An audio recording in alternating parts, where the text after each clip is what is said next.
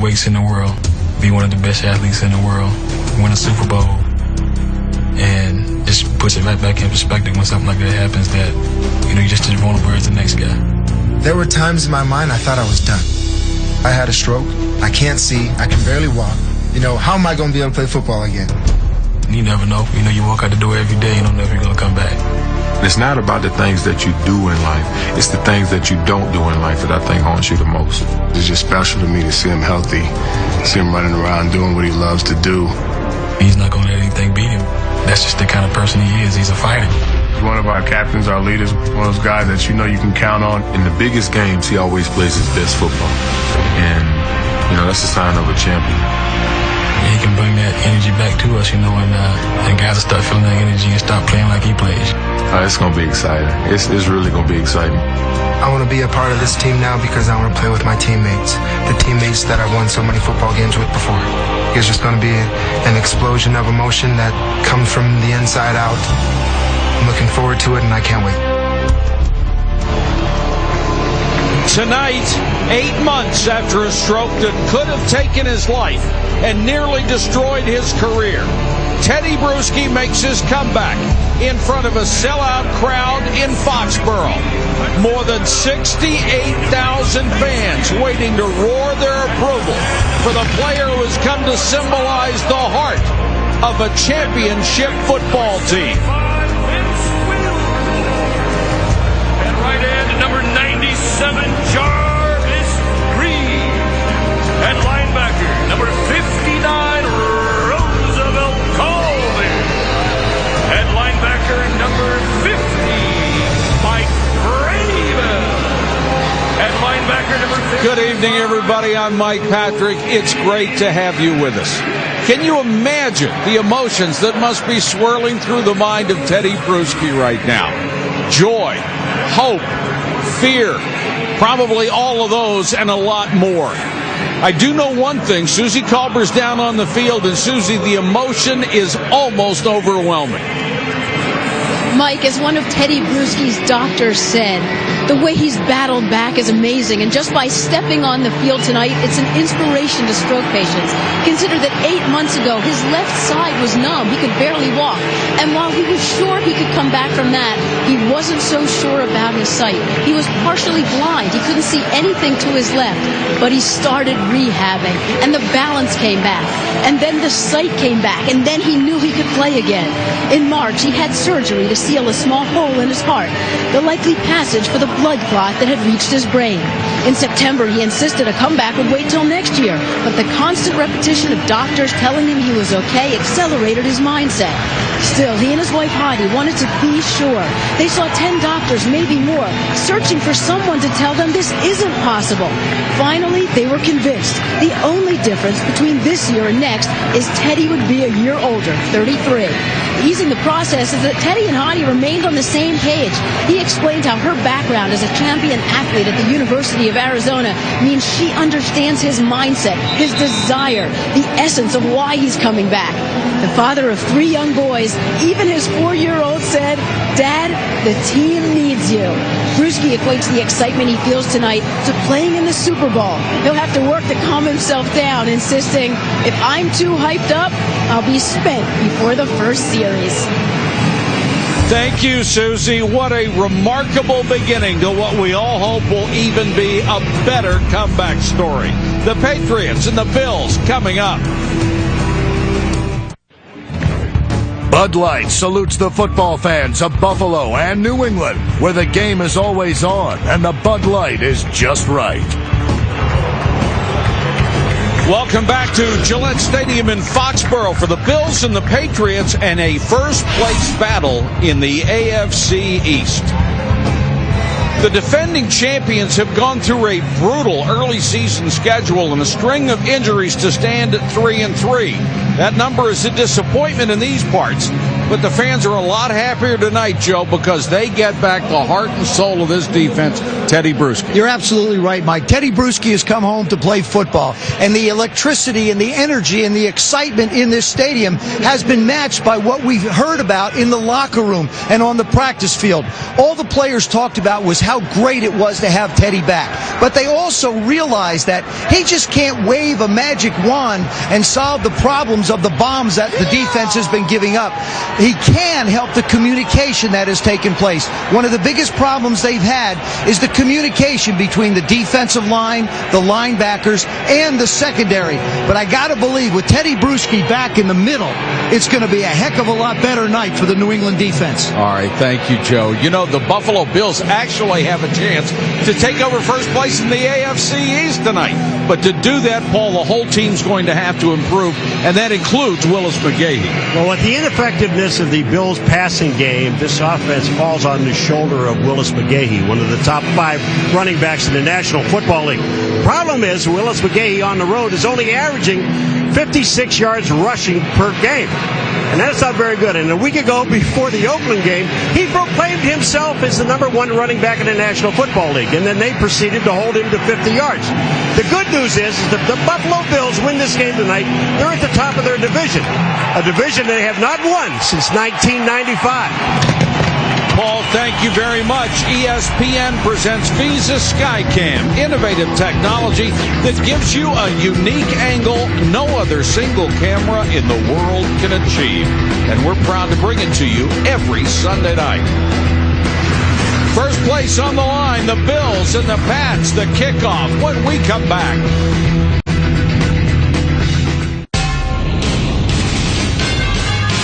ESPN welcomes you to the following presentation of the National Football League.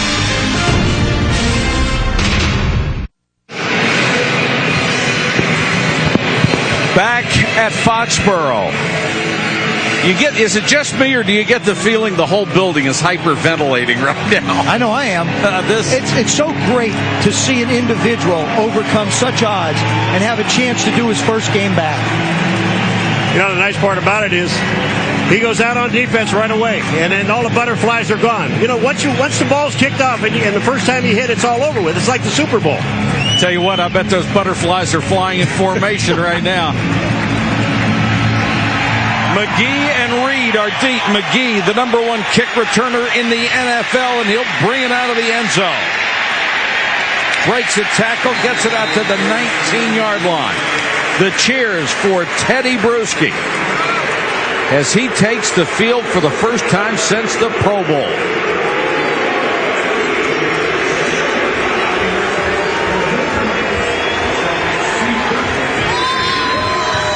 Kelly Holcomb will run the Buffalo offense as they start from the 19-yard line. It's an offense that has struggled all year. 30th overall, tied for 26th scoring, only 16 points a game. And this is what they hope to do all night, give the ball to McGahee. The Bills' offensive line has struggled. The injury to Mike Williams hasn't helped. The big right tackle has a bad ankle. Eric Moulds, now in his 10th year, is still a deep threat, but they haven't had time to throw it deep. He's averaging just 8.5 yards a catch. Kelly Holcomb has been very efficient since taking over for J.P. Losman at quarterback, completing over 70% of his passes. Holcomb under pressure. Had good protection initially, then it broke down. Willie McGinnis with the tackle, but there's a flag in the secondary. And it's against the New England Patriots. I'll tell you, Holcomb had time to throw that ball, Joe. He can't sit there and just take a whack. He's got to get it out. He said to us last night, I've got to get it out faster. Holding. Defense number 59. A 5-yard penalty. And a first down. Veteran linebacker Roosevelt Colvin called for holding downfield. It's an automatic first at the 27-yard line.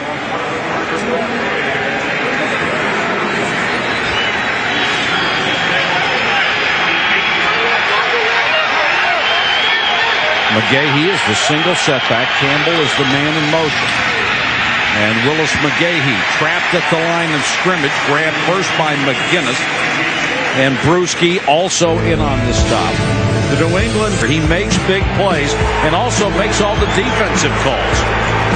The secondary is injury-riddled. Arturo Freeman, signed just 2 weeks ago, is their 4th starter at strong safety this year. Roscoe Parrish, number 11, is in for Buffalo as an additional wide receiver. He's in the slot to the bottom of your screen. Reverse, Parrish. Hit in the backfield, and then buried. Guess who hit him first? Bruschi. Oh, man. I mean, you can't write this script any better. You try to run a reverse.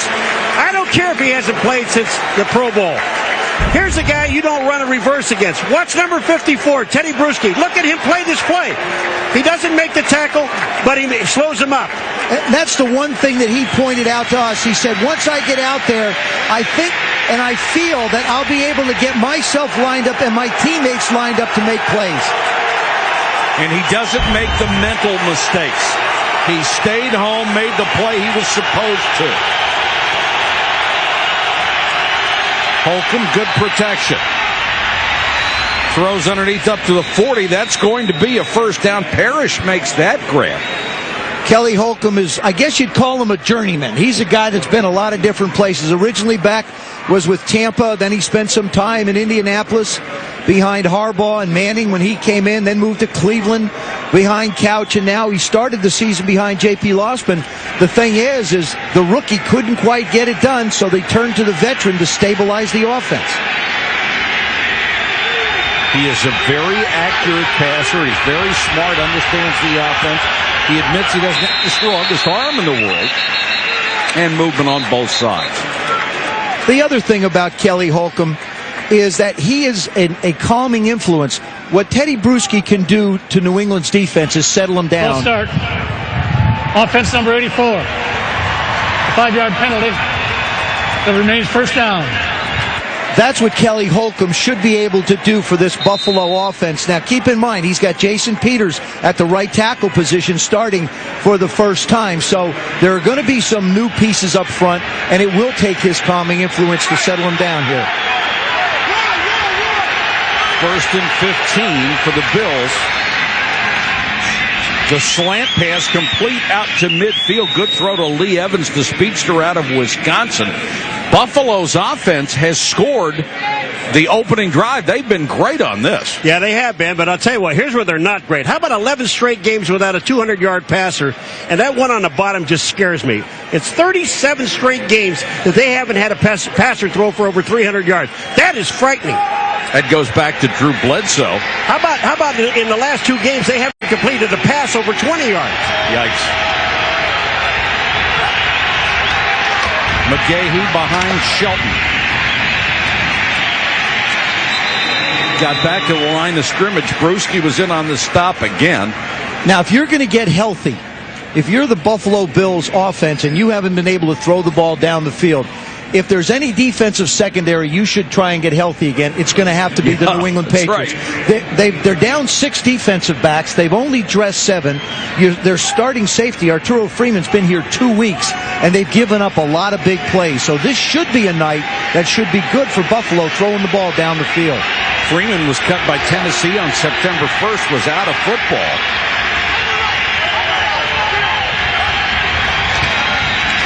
McGahee lowers his shoulder, dives forward to the 46. Well, one of the things Teddy Bruschi can do is he can line these guys up.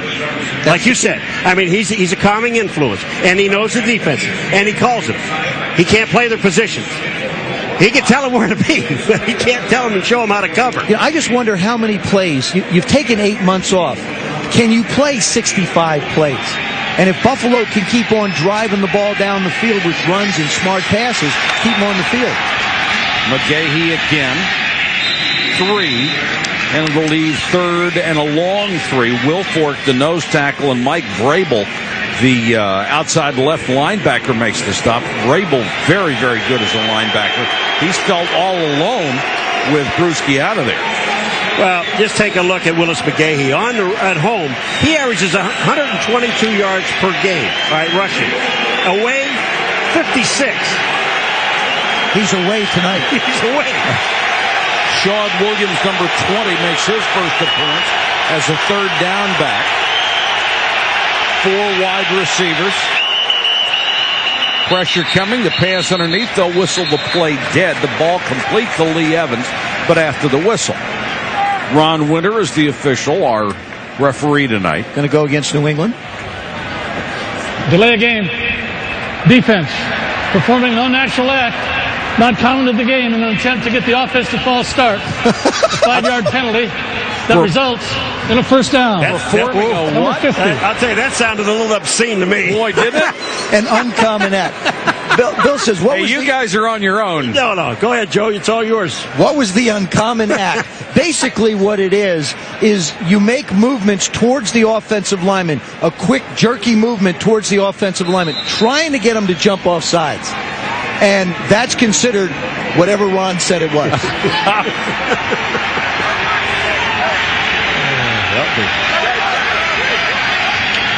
Nice drive so far for Holcomb. Pump fake, under pressure, throws it away. That should be intentional grounding as Roosevelt Colvin had it. Did not get that ball back to the line of scrimmage. And Ron Winter's getting a little bit of help from Willie McGinnis. He's saying, okay, look, this is where he threw it away from. Well, Ron Winter has the flag out. He hasn't thrown it. What happens, what's intentional grounding, it means that you are either in the clutches or about to be hit, and you're throwing it into an area where there is not a receiver. He was throwing that ball away to avoid the sack. This should be a grounding penalty. I don't believe they should pick this one up. And it certainly appeared he was still inside the tackle. Oh, there's no question. That's the other part of it. You have to be inside the tackle. There is no foul for intentional grounding. Number 82 is coming back for the pass behind the line of scrimmage. Take a look at Josh Reed, number 82, is coming back to the pass. That's why Ron Winter waited so long to throw the flag. He had the flag in his hand. He had to be sure that there was nobody to the outside. Now, I know you're not going to agree with this, Joseph, but I'm telling you right now that Josh Reed was coming back, and that ball, if you're going to call, see, there's no in the grasp anymore. How about if I partially agree with you? And the reason I say that is, to me, it is a very gray area. How close is the ball to the receiver when it hits the ground? Evidently, the officials felt it was close enough. 10th play of the drive coming. It's already consumed 6.5 minutes. This is exactly what Buffalo needed. McGahee, who was criticized the last couple of weeks for dancing instead of hitting the hole, even if there wasn't a big opening there, doing a lot better job tonight. Well, the thing is, too, is you have to understand about the Buffalo Bills. They've been very good on their first drives. Matter of fact, they've been very good in the first half of football games. It's the second half where they've struggled. So to see Buffalo doing what they're doing in this game isn't a surprise to me. It's just a question of staying close enough so that you can keep Willis McGahee involved. Sam Aiken, 89, has come into the ballgame. He's the 4th wide receiver on this play. Holcomb down the middle and too high for his tight end, Ryan Neufeld. Ryan Neufeld is running down the middle of the field, and he's not even looking back at the quarterback. This should have been a completion. Ryan Neufeld never even looked back at the quarterback. Number 82 is running down the middle of the field. Kelly Holcomb sees him. Look at him running down the field. He hadn't even turned his head. Now he turns his head, and the ball's already by him. Well, that's what happens when you get locked up with a defender. Sometimes you lose track of where you are. That was Josh Reed. Now, Mormon will try to pooch it inside the 10, gets a good bounce. And the ball dies between the 6 and the 7-yard line after a 28-yard punt and no return. 7:39 first quarter. The comeback game for Teddy Bruschi.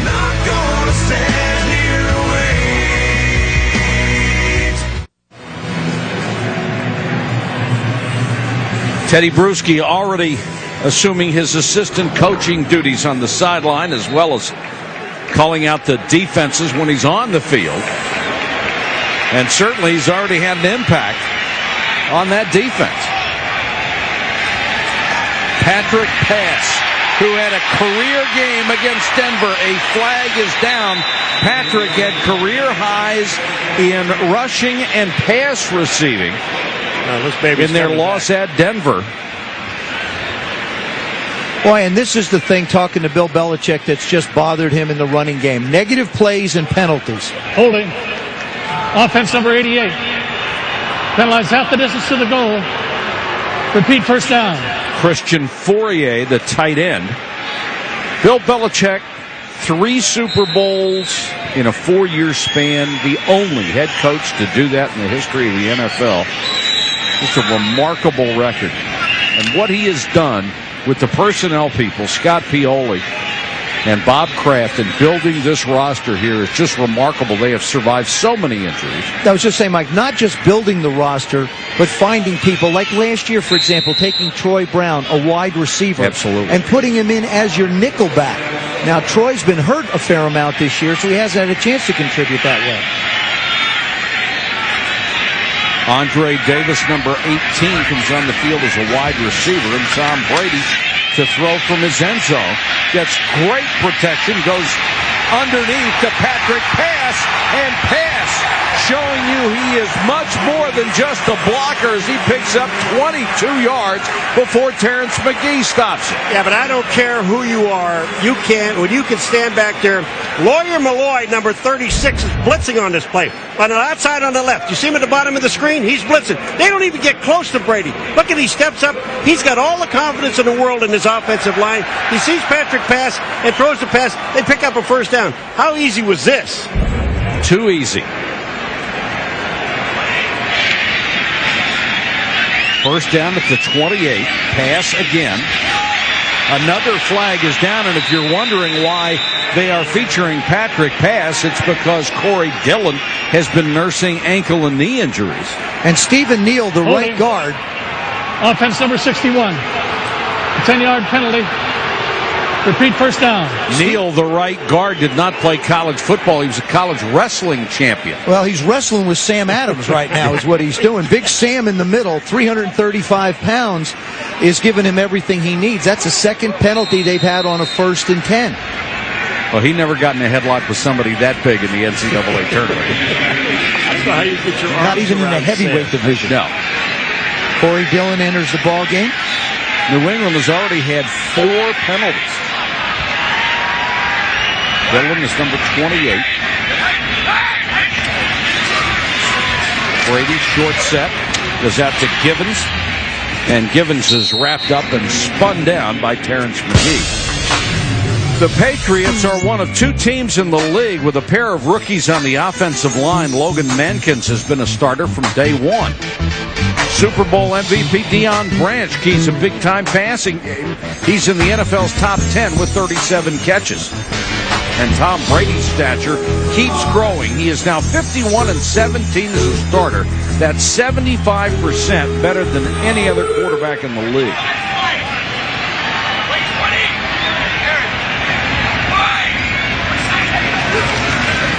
Brady, another short set, another pass to Gibbons. He is picked up and tossed out of bounds to the 31.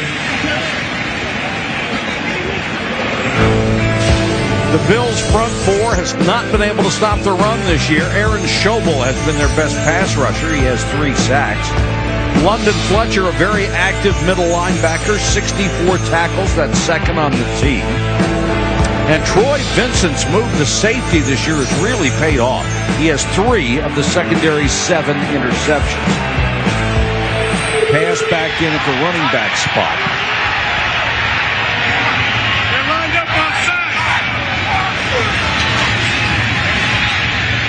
Brady, good protection again, intended for Givens, and flying in there was Nate Clements to get a hand on it.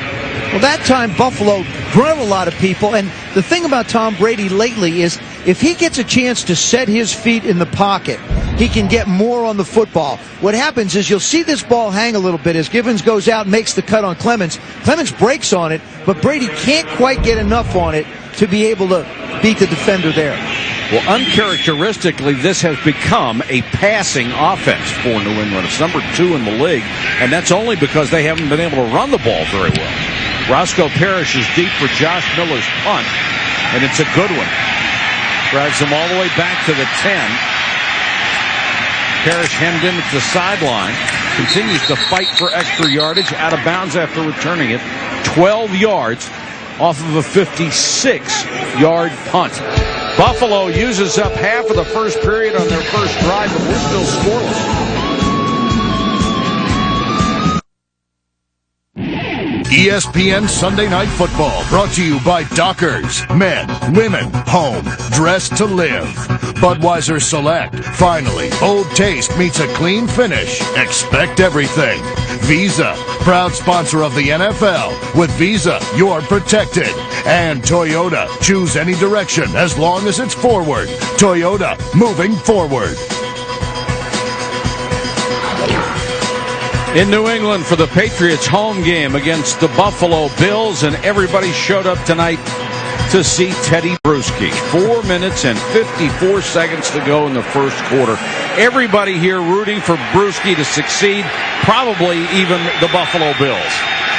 Not too much. Holcomb throws out in the flat, and it's incomplete. Starks over to cover Lee Evans, who has only 17 catches this year. And a guy with that kind of speed, that kind of talent at wide receiver. And there's a case. Now, that should be a completed pass. Asani Samuels was off. He had plenty of room. All he had to do was make a simple 10-yard throw, and they can't complete it. Now, all of a sudden, you're in second down and 10, and it changes the play calling.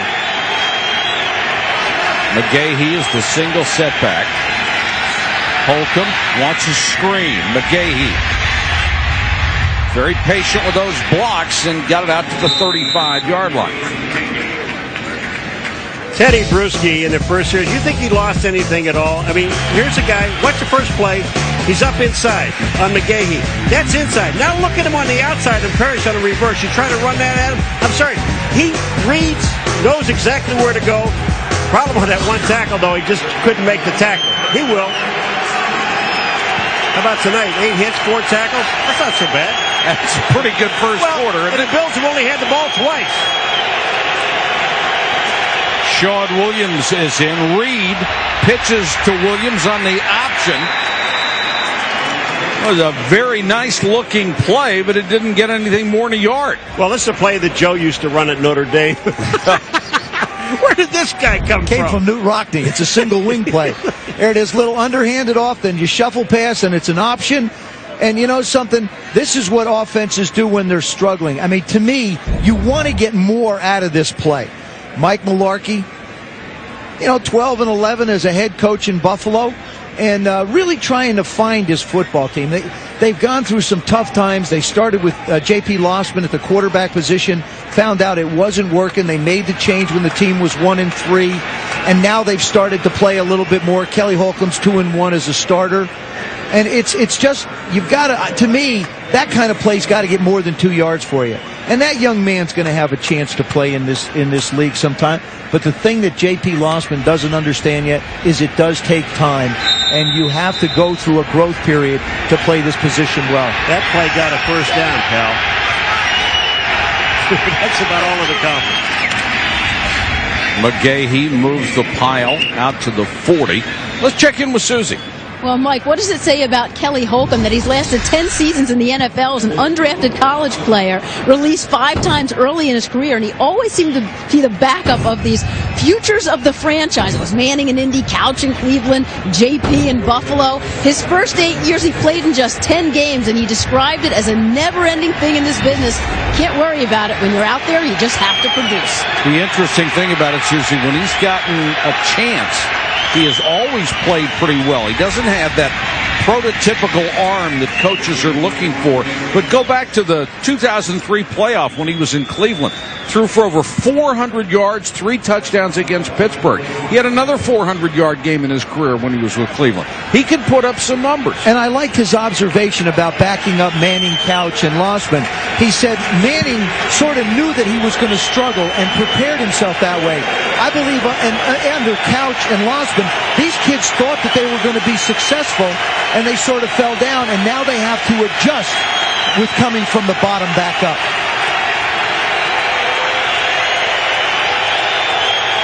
Third down, Holcomb from the shotgun. 4-man rush.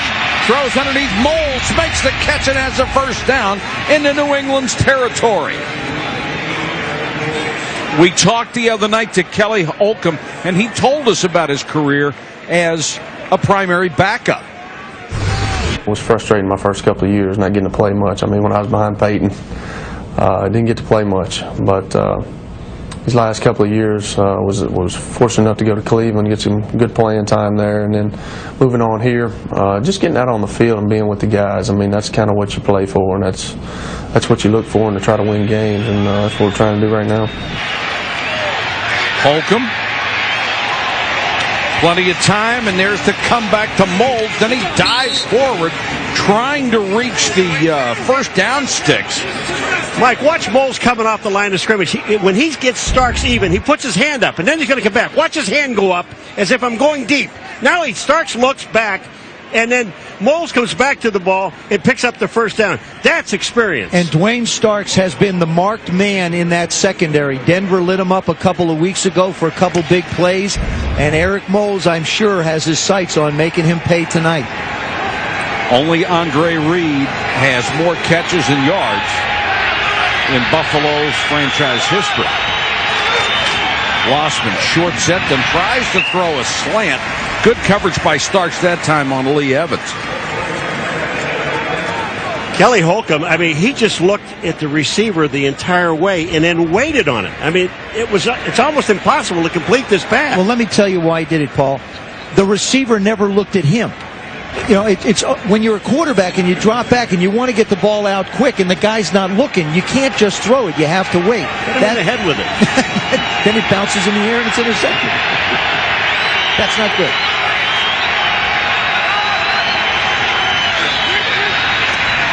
Holcomb with time tries to hit Moles on another sideline pattern. Too wide and out of bounds, stopping the clock with 1:12 to go first quarter. Paul, didn't you say earlier that the Buffalo Bills had not thrown a pass over 20 yards, completed a pass over 20 yards in 2 games, right? 2 games. Well, again, they're not challenging the deep pass against the New England Patriots. To me, you've got to, in every quarter, take 2 shots against every defense, but especially one that's been so vulnerable here. Didn't Malarkey tell us last night they were going to do that, and they haven't? Buffalo has had the ball for more than 11 minutes. They haven't scored. New England 2:45. A little floater out to the sideline to Roscoe Parrish. Parrish reversing his field. He's got a chance. Stumbled and taken down at the 28-yard line. What an effort by Parrish. This is one of those deals where you outrun your feet. You're going so fast your body can't keep up with your feet. And Teddy Bruschi got a conditioning. Let's run some sideline to sideline. Bruschi's over on the left side. Now they all start coming back this way. Parrish now, there he goes. Almost slips once. Here's where he runs his feet. Right? There they go again. Holcomb gave him a pretty good block. That's some great pursuit by that New England defense. You got to have speed to do that. And you got to be young. Ryan Lindell will try a 46-yard field goal. He's hit 14 out of 15 this year. That's his second miss this season. Bruschi and company turn him back again with 15 seconds to go first quarter.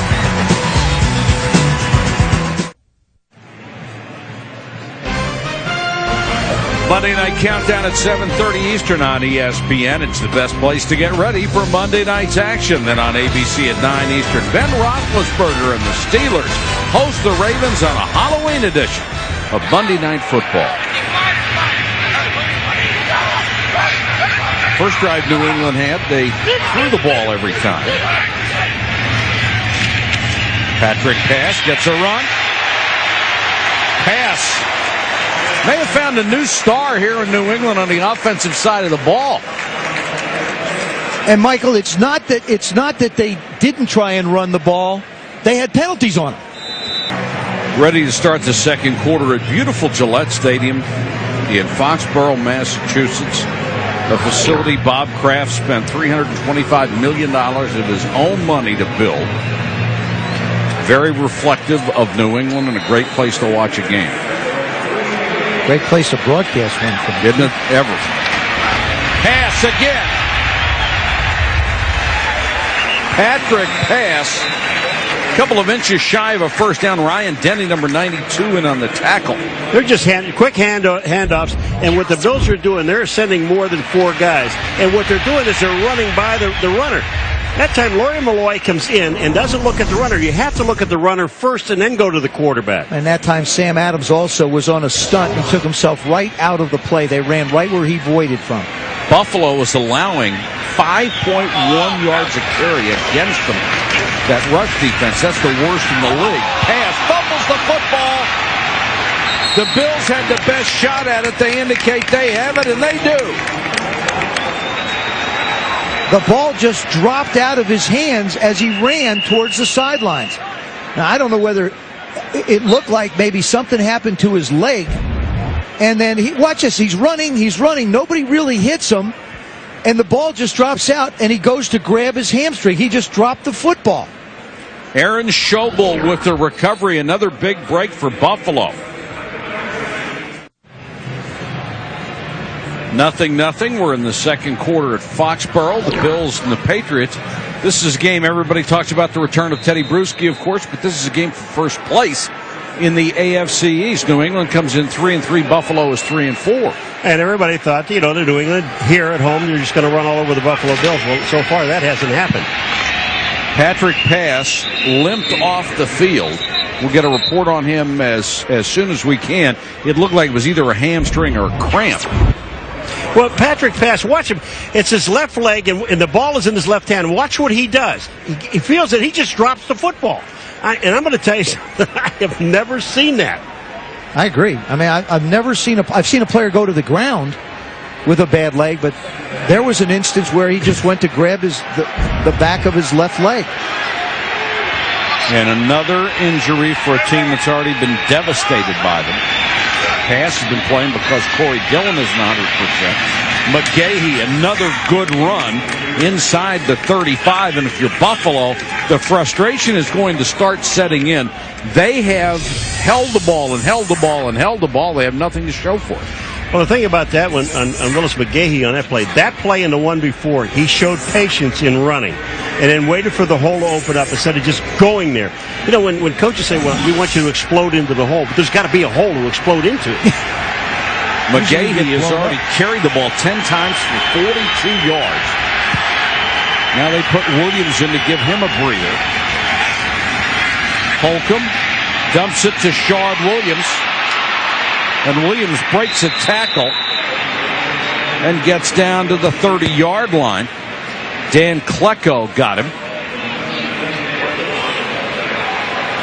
Arturo Freeman comes up and he thinks he's going to put a lick on him. Watch this.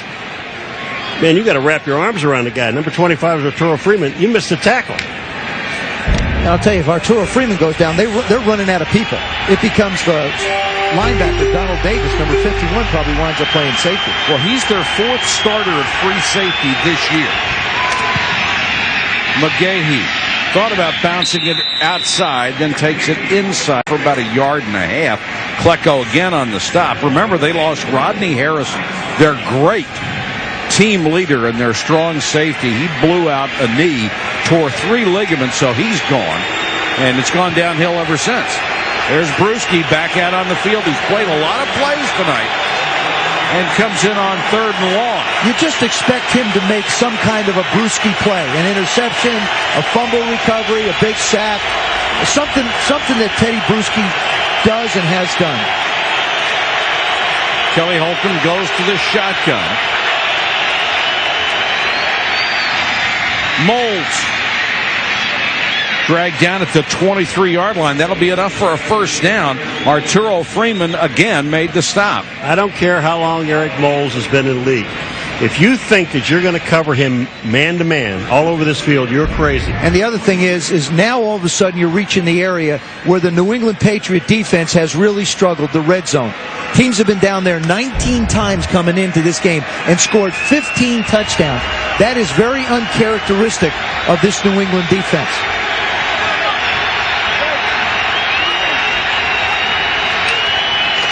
McGahee. Really had his legs cut out from under him. Eugene Wilson came flying up from the free safety spot and said hello. Well, this is the way you make a tackle. Look at this. Watch Wilson come up in here. Look at this. Right at the knees, right where you're supposed to hit him. He didn't even wrap his arms around him. He just knocked him off his feet. Whoa. Right at the knees, huh, Paul? Whoa. You're going down. You get hit in the knees, you're going down. Yeah.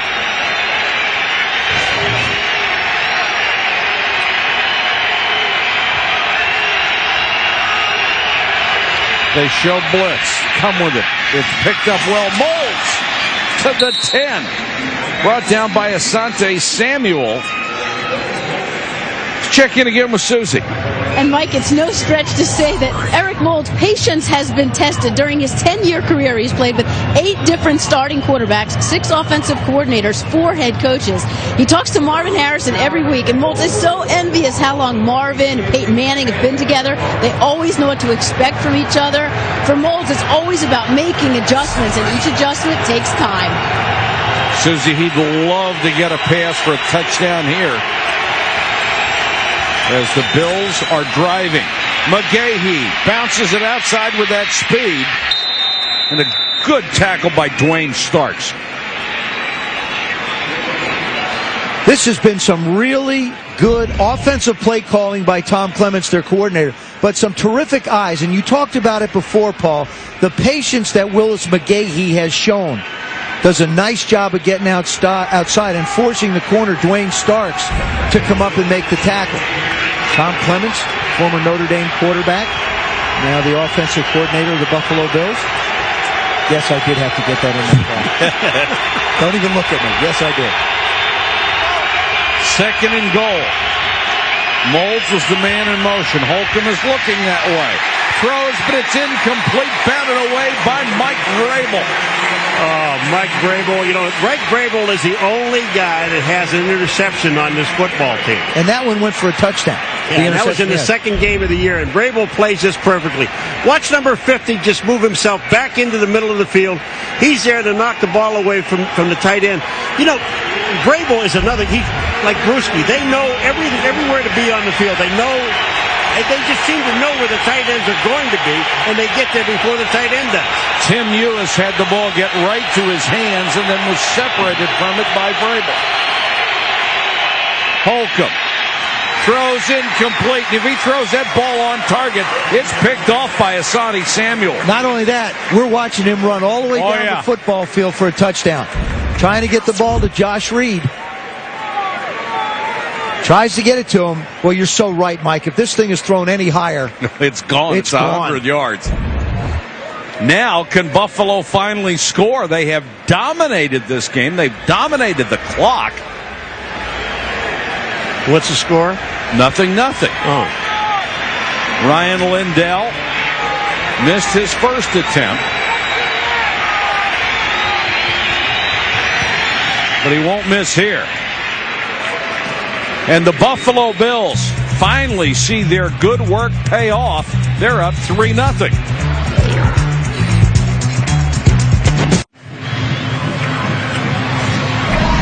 Welcome back to New England. It's a battle for first place in the AFC East. A lot of people wouldn't have thought this would happen at this stage of the season, but it has. New England at 3-3. Buffalo can actually take the lead in the AFC East with a win tonight. They would be 4-4 and the only team that didn't have a losing record, and the ball control has been completely dominating. 33 plays on drives of 11 plays, 11 plays, and 11 plays. 17 minutes and 35 seconds. The Patriots, with 8:41 to go in the first half, have had the ball only 3 minutes and 44 seconds. Still, they trail by only 3-0. Ellis Hobbs and Bethel Johnson are deep for Ryan Lindell's kick. Bethel Johnson, who can fly from the 3. Nice cut across the 30 to the 33-yard line. Taken down there, and Tom Brady will bring the offense back out on the field for the defending Super Bowl champion. Teddy Bruschi doing it all tonight, not just playing inside linebacker. He's on special teams as well. ESPN Sunday Night Football, brought to you by Southwest Airlines, proud sponsor of the NFL and official airline of Super Bowl 40. Mazda, always the soul of a sports car. Miller Lite, on your next beer run, grab some great tasting, less filling Miller Lite. Miller, good call. And Verizon Wireless. Watch ESPN Sports Clips anytime on VCast. It's broadband quality video right on your phone. Beautiful time of the year to be in New England. Pumpkin time. Everywhere. You can have the jack-o'-lantern. I'd like the pies. Corey Dillon checks in. Patrick Pass limped off with a leg injury is what we're told. Gibbons makes a catch, wrapped up in a hurry and brought down. Let's check in with Susan. Mike, here's something surprising about Tom Brady. He admitted to us that up until the last few games of last season, he didn't really know how to prepare for each week's game. He was watching film but didn't always know what to look for, or maybe he was looking for the wrong thing. Now when he takes the field, he understands every scenario and what defense he might see in that scenario. 110 plays, let's say, in a game plan, he always knows what to expect. That's maturity of a quarterback. Susie, the other fascinating thing about Tom Brady, he insists he's not a very good athlete. He says he was a backup quarterback on a bad high school football team. He was an outstanding catcher. This pass goes downfield for the tight end Daniel Graham and is overthrown. I think he's a pretty good athlete. Well, I think we lose sight of the fact that he really hasn't played a lot of football. He's had unbelievable success. He's the youngest quarterback to win 3 Super Bowls. He's really only been a starter 3.5, 4 years. And he split time in Michigan and college. And he is continuing to grow and grow and grow. He has total command of this offense, and that's why this team is able to come back at the end of games and win a couple like they did earlier this year. He was a co-starter, if you will, at Michigan with Drew Henson. Brady on a roll to the near side, had it in the hands of his receivers. Deion Branch couldn't hold it because he was hit by Eric King, number 29, the rookie out of Wake Forest. Bill Belichick not pleased with what's going on with his ball club. And to me, I watched practice on Friday. I watched a lot of film on the New England Patriots. Uncharacteristically, they have dropped a lot of football in key situations. You catch that, you keep a drive going. Now you got to give the ball back to the Bills. That's the kind of year it's been for them. And Branch has been having a career season. Parrish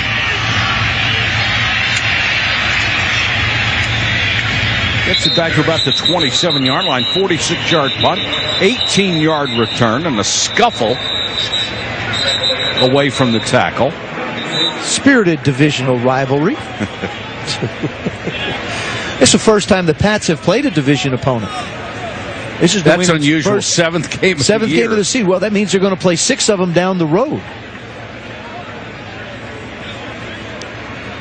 Ron Winter will explain this one to us.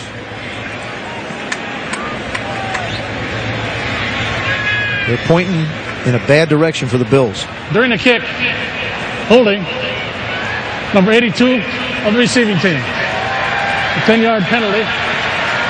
First down. 82 is Josh Reed. Called for the penalty. That will back up the Bills, and we'll check on the spot when we come back. Back in New England, where the Bills continue to lead the Patriots 3-0.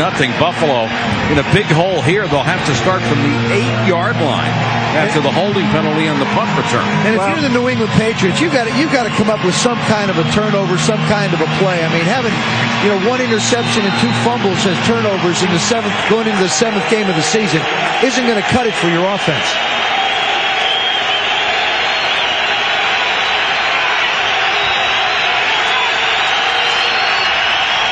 McGahee off the left side. Nice hold, flag down. So is McGahee at the 15-yard line, and it looks like this one will come back on a holding call.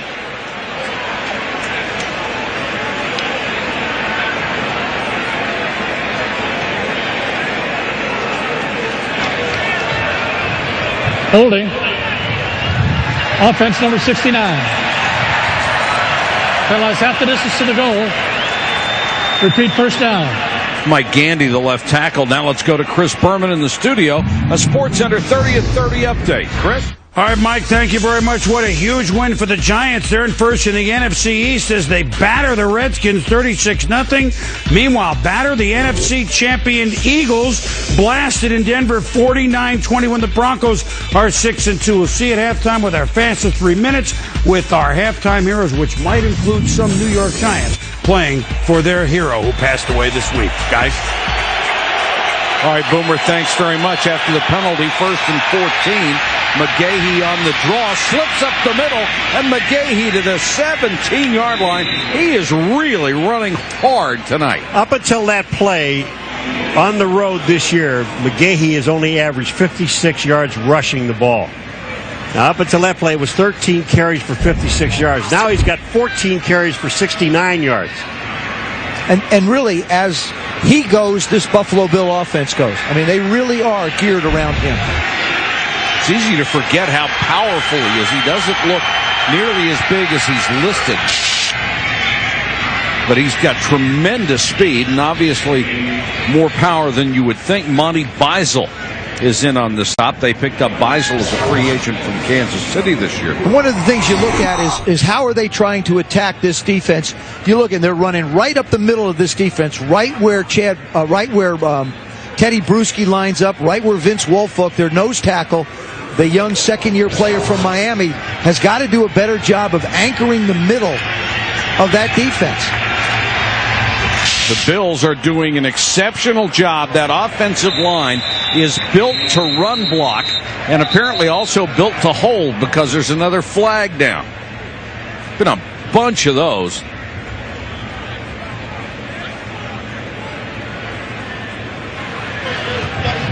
Holding.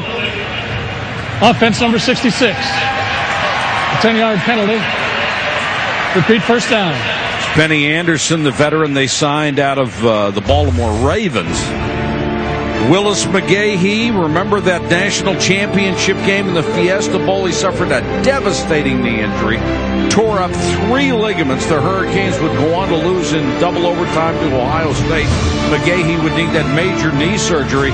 His stock obviously went down in the 2003 draft. The Bills took a really big chance. They still had Travis Henry here.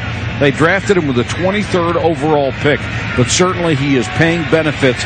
You can just see how talented this kid is. And Travis Henry had like 1,400 yards that year. Exactly. I mean, he had an incredible amount of yards, 1,500 yards, and they still went out and got him. And now Travis Henry is in Tennessee.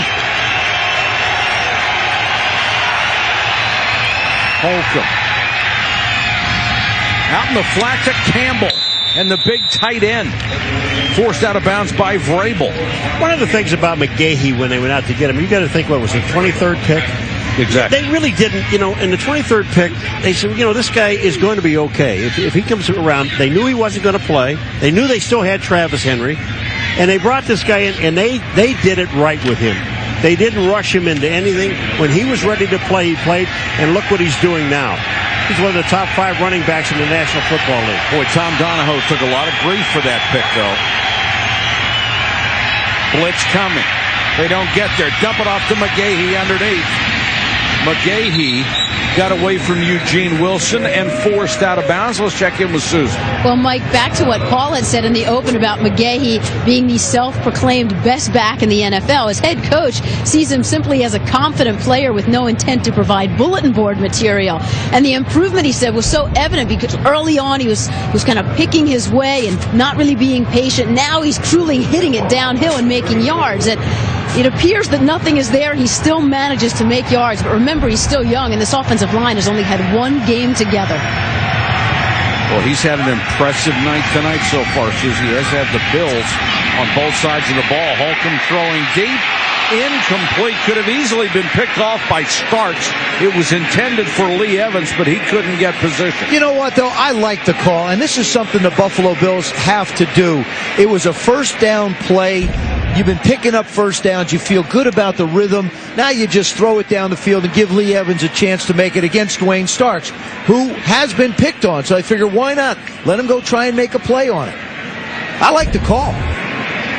Back the defender up a little bit. That was only the 3rd ball over 20 yards Kelly Holcomb has thrown since he has taken over as the starter for Lawson. Now they'll go to Shawn Williams.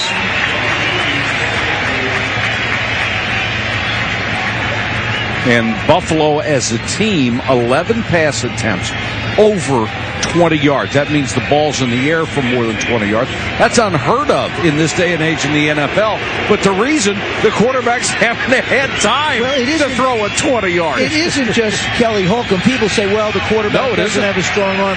You have to be able to be in position in games to do it, and your offensive line has to give you an opportunity to do it. Williams and Burns are in there together for Buffalo. And now New England on defense will have to burn a timeout, maybe because of the formation and the personnel they had in there. Down to 4 minutes to go in the half, still 3-0.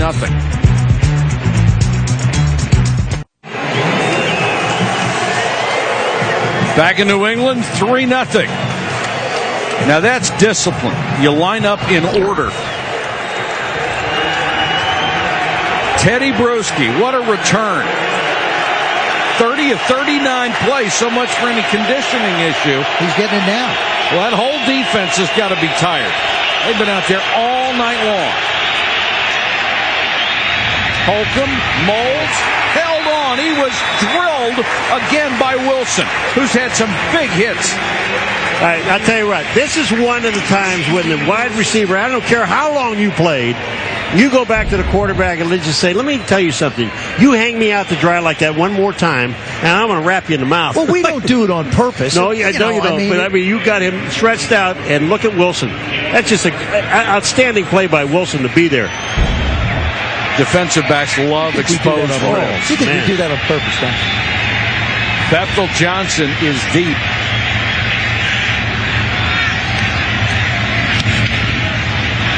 Low line drive kick. Johnson from the 11. Cuts back a couple of different times up to about the 22-yard line. 10-yard return after a 49-yard punt. Buffalo dominating, but still up by only 3. Next Saturday night, what a ball game. Two of the nation's best in a showdown. Number 5, Miami, trying to catch Marcus Vick, and number 3, Virginia Tech, atop the Coastal Division of the ACC. College football primetime, Saturday at 7:30 on ESPN. New England, can they get anything going on offense? Not there, as Corey Dillon carries for maybe a yard. Angelo Crowell makes the tackle. Patriots being shut out right now. It hasn't happened in the first half since 2003 at Buffalo, a string of 37 games. Of course, we know what happened in that one. The Bills just ran all over the Patriots, and then they ran off about 18, 19 in a row. Troy Brown in a sweatsuit. So many guys hurt for this ball club. Seymour not starting again. Of course, they do get Bruschi back tonight, and that's huge. Encroachment. Defense number 95. 5-yard penalty. It remains second down. Now that's encroachment. That's a big encroachment. And they're going to find you, Sam. Look at time of possession. The Bills have had the ball 22 minutes of the first half. The Pats 5. And even if they keep it now, they'll only be up to about 7. Doesn't matter. They only have 3 points on the board. And that's what's encouraging for New England. Brady rifles it out to the 41-yard line, caught by the tight end, Daniel Graham, who's got the speed to get down the middle. Coy Wire made the tackle. The converted college linebacker is now a safety. And we have reached the 2-minute warning in New England. Still 3-0 Bills.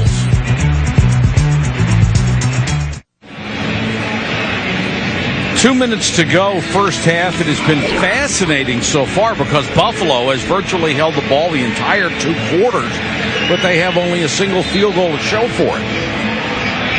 Teddy Bruschi is back for New England, but Takeo Spikes went out a few weeks ago, and Angelo Crowell has had to fill in for him and done a pretty good job. But Takeo's, he is to the Buffalo defense what Teddy Bruschi is to New England's defense. Exactly.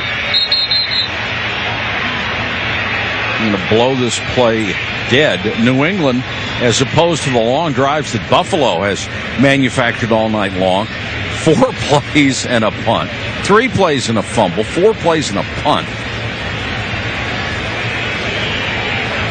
Who does Mike Mularkey facially remind you of?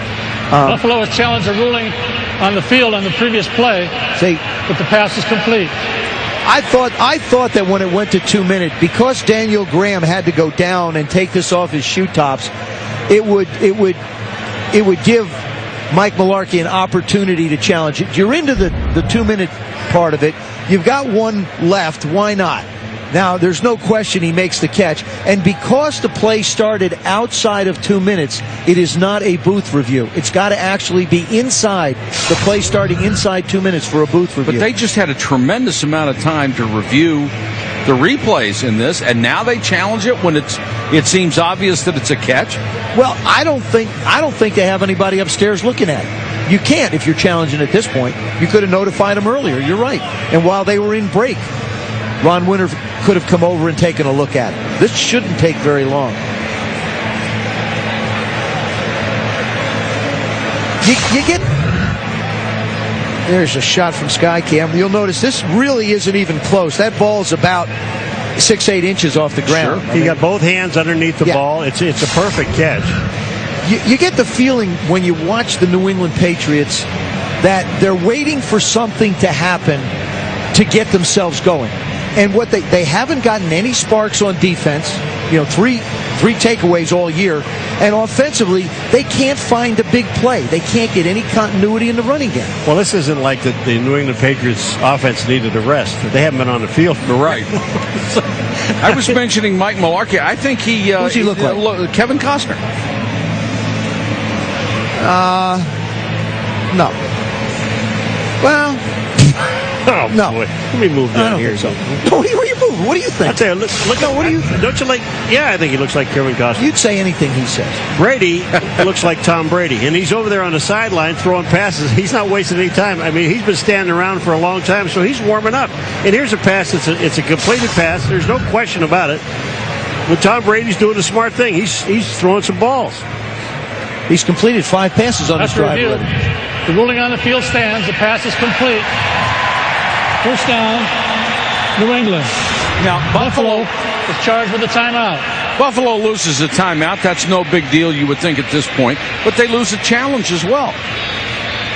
Yeah, but that could have been a very important one in this drive. If they can back them up and it's second down, you hold them, then they don't get a chance to get into scoring position, possibly on this drive.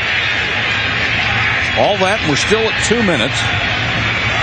It's a first down at the 41.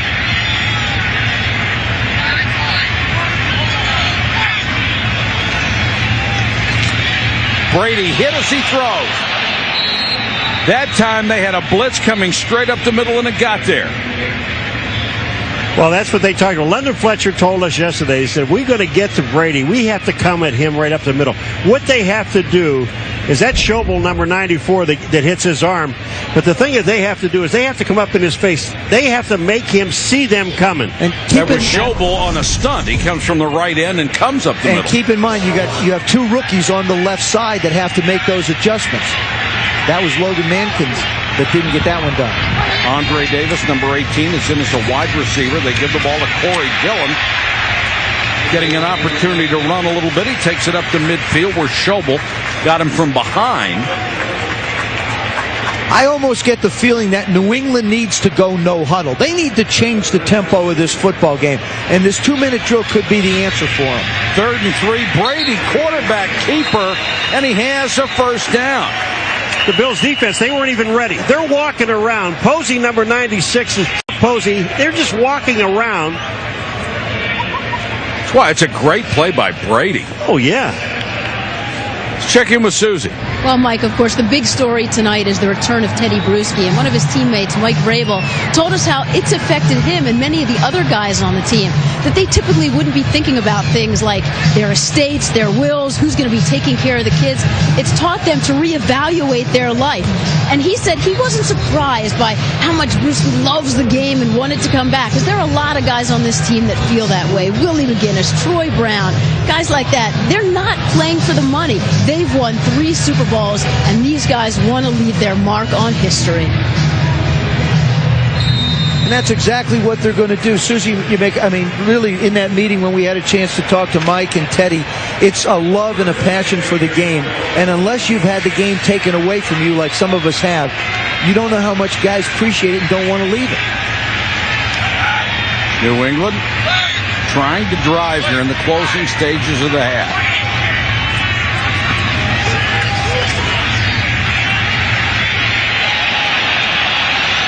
And over the outstretched hands of Andre Davis, the crowd wanted a flag. Nate Clements with excellent coverage. Well, I'll tell you, they were in Brady's face again, the Buffalo Bills, and what they're doing again is they're coming up the middle. Schobel again was up in his face again, and when Brady, I'm going to tell you, out of the corner of your eye, you're going to see this. Here's Brady going back. Now watch who comes right up the middle. Number 94 is Schobel. He can see him, and that alters what the quarterback does. Well, it throws, if you want to throw the ball down the field, you have to throw it away from the rushing defender. A little hand fighting, but nothing out of the ordinary, and no flag on that last play. Blitz coming again. Brady hit as he throws, has this one complete down to the 29-yard line. David Gibbons, a gain of 17. Clock running. Jerry Gray, the defensive coordinator of the Buffalo Bills, really deciding that he wants to try and put pressure on Tom Brady. He knows how good he is. Don't give him a chance to stand back there and pick you apart. Another blitz coming. He throws underneath. This one complete to Andre Davis to stop the clock with 59 seconds. I want to go back to the play they ran on the quarterback sneak. That's an old play. If you have a disciplined offense and a smart quarterback like New England does, you come up to the line of scrimmage, the other guys are milling around, you just snap it and go. Well, you don't even go on a snap count. It really isn't a quarterback sneak. It's just something that Tom Brady does in that particular situation. They're moving this ball down there inside the 25-yard line. They still have one timeout left. Another blitz. He wants a screen. And Dillon can't handle it. The pass was just too wide. They had it set up very, very well. I'm going to tell you, did they have it set up? Matkins is going to block London Fletcher, number 59. London Fletcher's the only guy that gets to the outside. Look at the blue shirts in there. The ball is just dropped. London Fletcher gets put down. They could have walked into the end zone. And you have to believe that Corey Dillon has not practiced much. And it's little screen plays like that. It's little touch passes where you don't quite gauge the guy's speed that wind up being incomplete versus complete because and they don't use him as a receiver very much either. Joey's only had 7 catches all year long. Dillon to the 21. Patrick Pass is the guy that they bring in to use a lot as a screen man. Of course, Kevin Falk, another player, is hurt, has been their third down back. Amos Zaraway is the only other guy left, and he was recently signed and has a bad thigh. So they have just been, devastated by injuries in just about every place you can think of, and now they're going to send on the field goal unit with Vinatieri. Well, I'm just thinking the Buffalo Bills, try to ice Vinatieri, call a timeout. Yeah, I mean that's ridiculous. So there's no reason even to think about that. You don't ice the Iceman.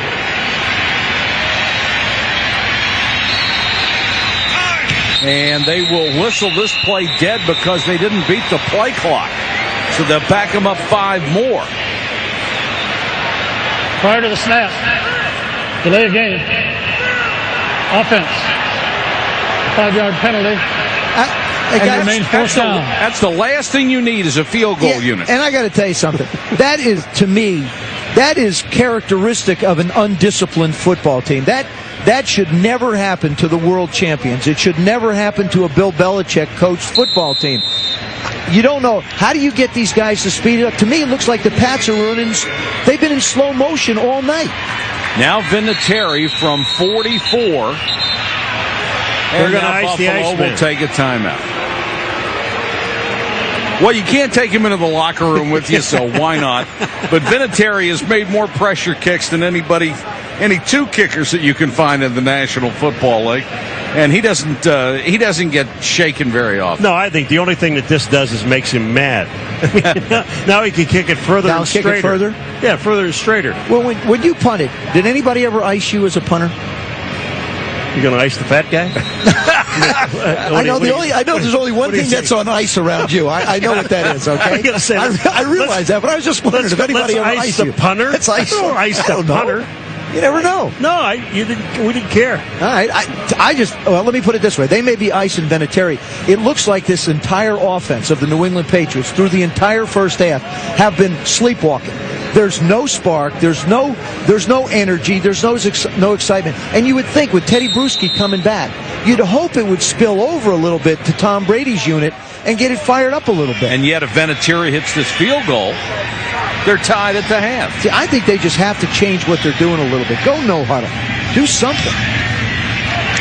And he missed it. And you have nobody to blame but yourself because your unit got a delay of game penalty. He made the one before, and now he missed that one. Holy cow.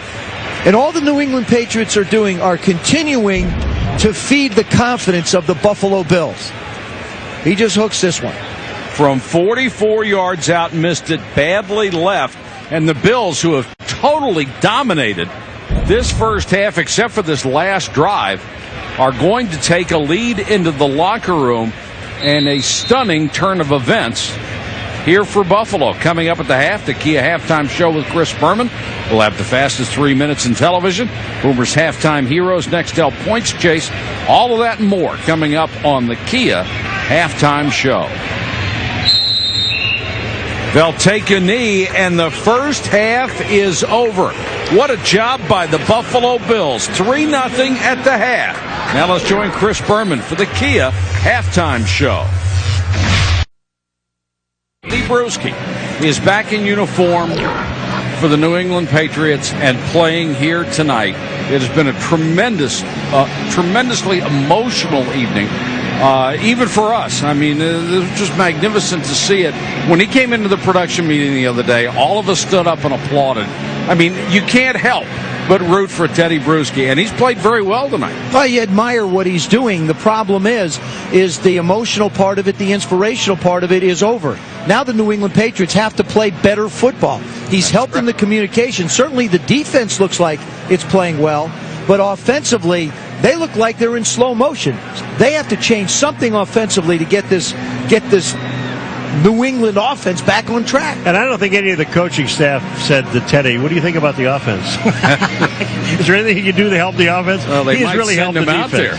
there. Well, I would. He's been on the punt team. He's on the kickoff return team. I mean, the guy's just everywhere, and I just like what he has done to uplift this football team. Well, I wonder if he's going to run out of gas. Had no training camp. He said he's been in shape, but we know what it's like when you train and then actually be in game shape. I just wonder how long he can continue to go. He's played in close to 30 out of 40 plays, so he's putting a lot of time in. And that entire defense should be tired. They've been on the field virtually all of the first half. Bethel Johnson, 20. Runs into his own man, lowers his head, gets it out to the 30. Let's check in with Susie. I spoke to Mike Mularkey at halftime about how effective this Bills defense has been against the Patriots. He said the key is getting pressure on Tom Brady, which isn't easy to do, but he said they have been relentless and they've been patient. And I asked him if he's surprised that the Patriots don't seem to be more emotional. And of course he said he's only concerned about the emotion of his own team. Yeah, he doesn't really care. So he could care less what's going on the other side. Corey Dillon will start the second half as a running back. Patrick Pass suffered a leg injury. He was the man who started the game in that position with Dillon already nicked up. Dillon will get this carry, bursts up the middle. 10, 12 yards, first down. You know, in the first half of the Patriots, you talk about some miscues, and you know, when you look at this one with Patrick Pass, now he pulled a muscle here, and he just drops the football. When you say he just dropped the football, he dropped. And then they have two drops, one to the outside, and these passes are right on target. Dillon should have caught this ball. That would have been a screen pass, and then the missed field goal. But that comes off with a penalty, Joe.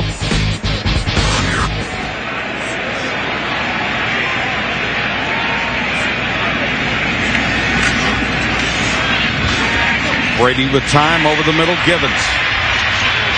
Hit hard from behind and taken down near midfield. It'll be second and about 2. Angelo Crowell got him from behind. A point that Bill Belichick made to us regarding his offense when we talked about, you know, you're only running for 82 yards a game and ranked 27. He doesn't care. He doesn't care whether they throw the ball 60 times and run it 10 times. He wants to see points on the board. And right now, with the running back situation the way it is, I think they're going to have to put the ball in the air like they have in all previous games.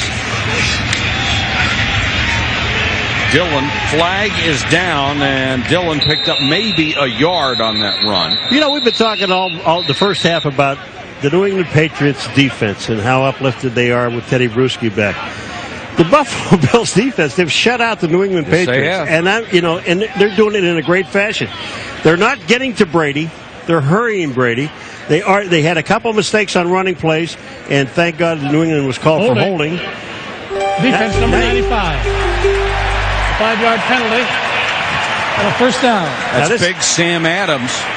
Yeah, you can't pull a guy out of the hole to allow another player to be able to make a play. But this defense is, for the Buffalo Bills, they've done a great job. They've had to adjust without their star, Takeo Spikes. Second straight possession that New England has moved into Buffalo territory. Dillon on the toss. Cuts back. And it looks right now like New England has come out of the locker room with a purpose. Well, they look like they're in and out of the huddle with a little bit more purpose as well, Mike. I like to look at the way teams attack the line of scrimmage, how they come out of the huddle. What's your body language look like? This team now looks like it's got a more upbeat tempo, and Tom Brady likes to run everything a lot quicker. He's coming out of the huddle now with 19 seconds to go on the play clock, which is good.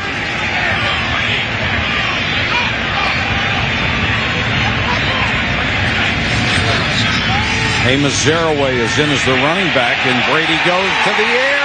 Tom Brady to Deion Branch, touchdown. 33 yards.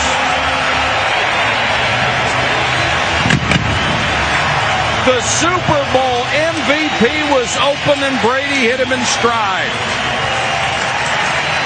Boy, I'll tell you, this is such a pretty pass. It is such a pretty pass because Nate Clements, he catches him looking back in the backfield. And look where this ball is thrown. Just a perfect throw. Well, Tom Brady pumps to the right, and the arm pump has to make defensive secondary guys move, and that's exactly what he did. Vinatieri for the point after. 7-3 New England. And they use the opening drive of the second half to march downfield and get the first touchdown of the ball game.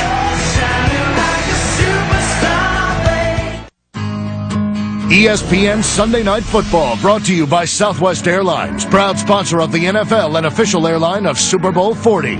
Levi's, the original. Find your style at Levi.com. GMC Trucks and SUVs, we are professional grade. And Circuit City, for the hottest new technology. Think Circuit City, just what I needed. That's called Water Fire. It's a fire sculpture, 100 bonfires on the surface of 3 rivers that pass through the middle of downtown Providence. Never seen anything like it. That's remarkable. Terrence McGee, the NFL leader in kickoffs, is not going to like what that does to his average as he fumbles the thing out of bounds. And Buffalo will start from 12:29 to go third quarter. Patriots score on the opening drive of the second half and lead 7-3 at home against Buffalo. A battle for first place in the AFC East. Kelly Holcomb leads out the offense. Holcomb down the middle, Moulds, nice throw, nice catch. The tackle by Asante Samuel.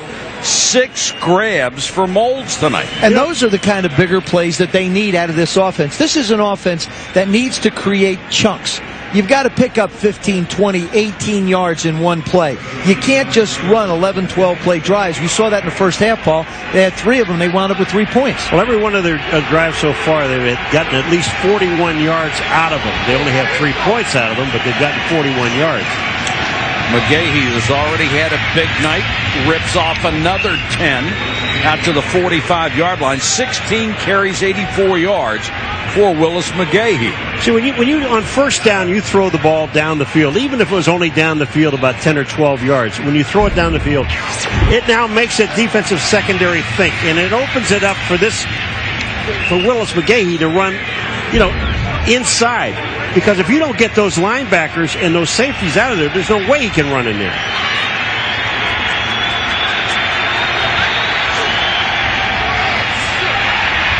Holcomb. Moulds! Touchdown! Another blown coverage in the secondary. You've got the New England Patriots defensive backs all sort of looking at one another. Eugene Wilson was in the middle. Dwayne Starks was another one, number 23, who had the ball thrown over his head. Little quick play action. Look at the middle of that football field. He just hangs it up. There's Dwayne Starks, number 23. Not that it's his fault, but he's the guy that they're going over top of again. And this has happened way too frequently to New England's secondary. And it's hard to imagine that they would have had Eugene Wilson, the safety, going man-to-man against Moulds. Well, all you have to do is say that the team doesn't throw the ball over 20 yards, and they throw it over 20 yards. And you say repeatedly. Willis McGahee only gets 56 yards a game on the road. He's got close to 100. Well, that pass was total 55. Moulds gets his third touchdown catch of the year.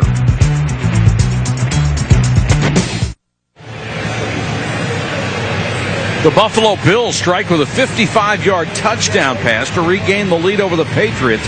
10-7. We had 3 points in the first half. We've had 14 points in the first 3:51 of this half. A couple of halftime adjustments, perhaps? I think more blown coverage by New England and excellent execution on the part of the New England Patriots. They better start doing a lot more executing because the Bills are for real. That was the longest completion of the season for the Buffalo Bills. Bethel Johnson swallowed up before he got to the 20. Rashad Baker, a backup safety, downfield to make the tackle on special teams. Buffalo has regained the lead. They're up by 3 at New England. Buffalo trying to surprise New England and gain the advantage in the AFC East. Let's go to Chris Berman in the studio for a SportsCenter 30 at 30 update. All right, Mike, thank you very much. As we detailed at halftime, the Giants thrashed the Redskins 36-0 in honor of Wellington Mara, and they are moving to first in the NFC East. Meanwhile, bad gets to worse. A bad loss for Minnesota at Carolina. Possible suspected torn ACL and perhaps other damage to Dante Culpepper, Vikings quarterback. MRI tomorrow. More on SportsCenter after the game, guys. Well, I tell you, Boomer, if it's going to go one way or the other from Minnesota, it goes the other. It's been a disaster for them with all the bad breaks they've got and the self-inflicted wounds on top of it. You know, it just, the National Football League, and I've been around this whole thing for 40-some years, and I tell you what, it's the healthy teams that end up in the Super Bowl that win. Yeah. And you just can't overcome injuries. New England being the exception to the rule last year, I think, with the defensive problems they had. And they're again this year a problem. Charlie Weiss has moved on to the University of Notre Dame. By the way, I spoke to him last night. You know, sends his best to his football team. He was sort of happy last night after that contract. Yeah, he got a new contract extension, and it's great that he's going to be there at the university for a long time. But Josh McDaniel has taken over for him on the sidelines. Now, he's the quarterback coach. I believe that Bill Belichick is still calling the plays, is a part of calling the plays.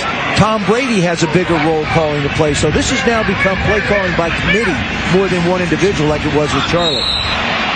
Brady bounced that one pretty much into the ground as he was trying to hit David Givens. And it's different. It's different for Tom Brady because when he talked about working under Charlie Weiss, he said, the buck stopped with Charlie. If you wanted to know something about the offense, you asked Charlie. When a play was called by Charlie, that's the way it went. So now you have a little bit more input from a lot of different people. And I think Tom Brady has had to take on more responsibility. He's had 8 months to adjust to it, but I still think it's going to take the full year till he gets really comfortable. King 29 and Baker 26 check in as extra defensive backs for the Bills on 3rd and long. Brady, pressure from behind.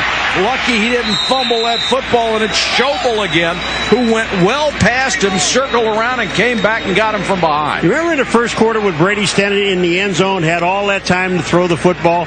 Well, you don't have this much time. And you know, you talk about the clock in somebody's head, but look at how long he holds his ball.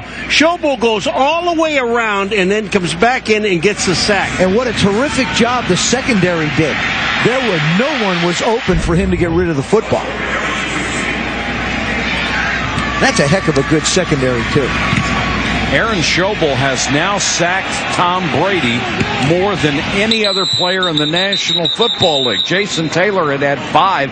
Schobel has 5.5. He just loves playing against New England. We've got a timeout. It's 10-7. Buffalo over the Patriots.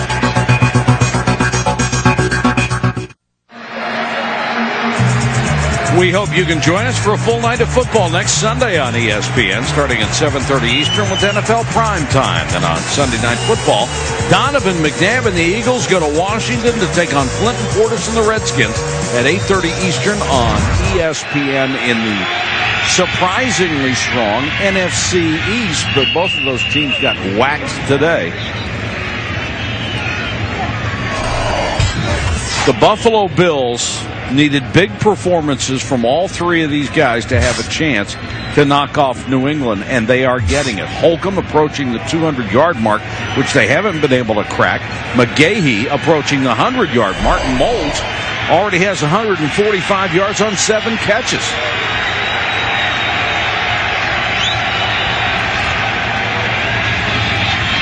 McGahee trying to get outside and cut down at the corner by Asante Samuel. And those are the kind of plays that the secondary is going to have to make. But if you take a look at our playbook, you see that Eugene Wilson, the free safety, is talking to Arturo Furro. Now, this was on the last series. They're communicating right up until the ball is snapped. Wilson runs one way, Freeman runs the other, and Eric Moulds runs down the middle of the football field all by himself. The problem they're having is communication, and you can see that this is what has to be worked out. Now, Freeman's only been on the roster for 2 weeks, so there is a communication problem. They've just been devastated by those injuries.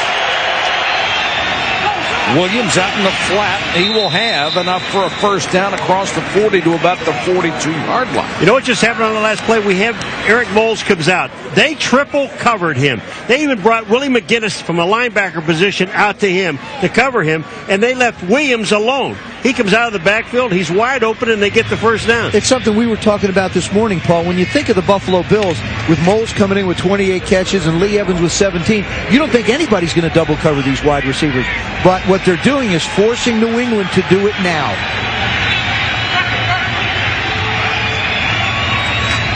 McGahee, who has been a workhorse, fumble, pushed back. Eric Moulds, you know, we talked about, you're not, because he's been around for a long time, you're going to try to cover him man-to-man. I don't think so. Eric Moulds, not only is he fast, he's got great hands, but his instincts. He's got so much knowledge. Watch this guy. He gets himself in open field. Now he's going to show you what speed he has after he catches the football. Don't think you're going to cover Eric Moulds man-to-man. You're not. 2nd and 10 for the Bills. And that one's picked off. Asante Samuel stepped in front of Moulds. We almost saw Asante Samuel pick one off in the first half down around the goal line, but Kelly Holcomb threw it into the ground.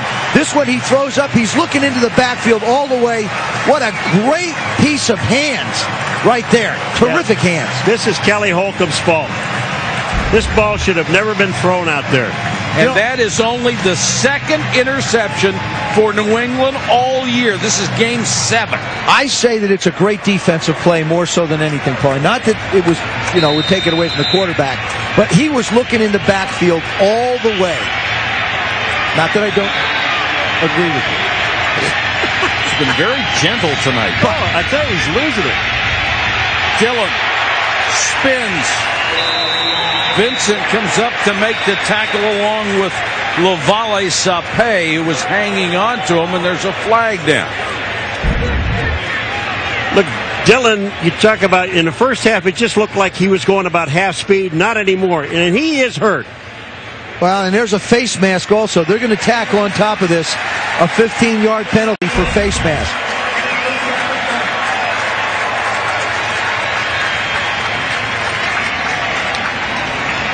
Corey Dillon with that extra effort. And this, the old 5-yard face mask. And this is what Mike Mularkey doesn't want to see. He's seen this too often with his football team in the second half of ball games. Dillon lowers his shoulder and moves the pile to the 31. Corey Dillon in the first half carried the ball 3 times for 10 yards. This quarter alone, 6 times for 38 yards. He's the last man standing back there. He is. He's in there because Patrick Cass, who had a career game last week against Denver, and had played so well and came out starting this game so well, was hurt. Zaraway had been signed in place of Kevin Falk, who was hurt. Zaraway has a bad thigh. It's Dillon. Period.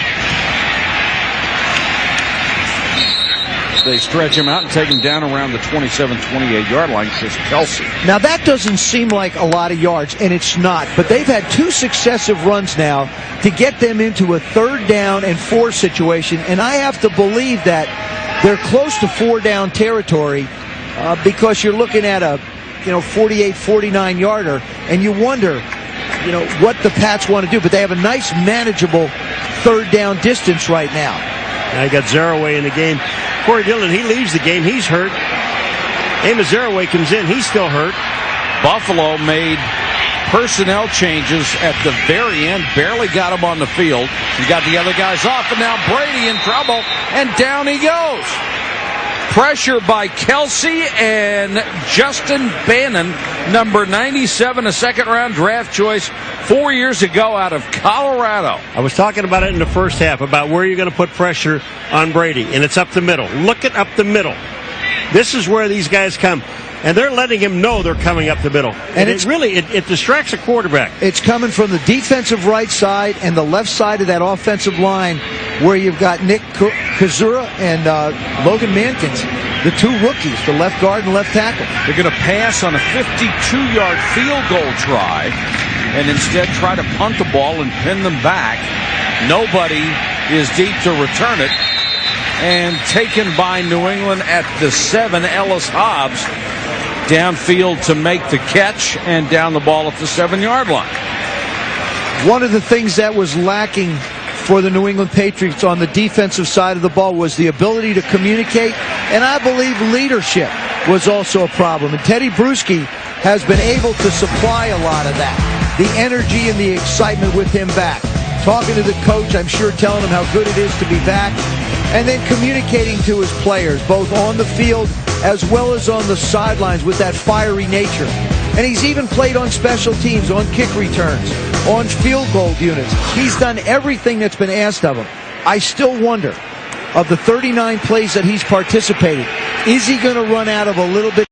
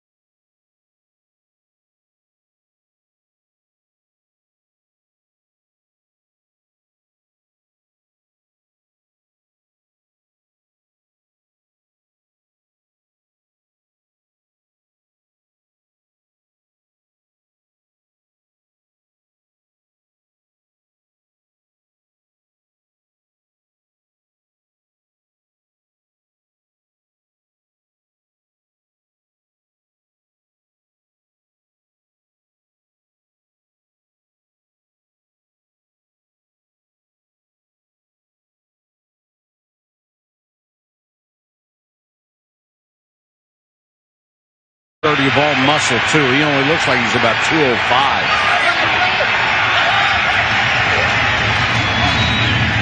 McGahee. Have to give credit to that Bills offensive line, that much maligned group, because they have blocked for the run very, very well tonight, and they have blocked much better than they have all year for Kelly Holcomb, giving him time to throw the ball. Well, Kelly Holcomb gets the ball out of his hands so quickly. That's the big thing. You know, he gets the ball out so quickly and gives the runners a chance. And of course, Willis McGahee last week sort of proclaimed himself as being one of the best backs, if not the best back in football. Well, the Raiders didn't give him a chance to prove it, but tonight he sure looks like it against the Pats. Well, he's gone over 100 yards on 22 carries, and now Shad Williams is in there to give him a breather. Williams will pick up a couple, and once again, Buffalo with another good drive. There is a flag down at the end of the play. Here's Willis McGahee's rush chart. He just continues to run the ball and pound the ball at the middle of that defense. Trey Teague, Benny Anderson, Chris Valerio, center and two guards. Personal foul, leg whip, offense number 83. 15-yard penalty. Repeat first down. That's the second big penalty called on Lee Evans, the second-year wide receiver out of Wisconsin. Josh Reed had the holding penalty when they were backed up. Now Lee Evans. The wide receivers are killing the running game when they're trying to block. You can't leg whip. He's on Asante Samuels. Now he goes down and then throws his leg out. Stand up in the guy's face. I mean, to me, that doesn't show me anything as a blocking wide receiver. I'll tell you another thing. If I'm a wide receiver, I'm not whipping someone with my legs. Those are the most valuable things I have besides my hands. I'm not whipping you.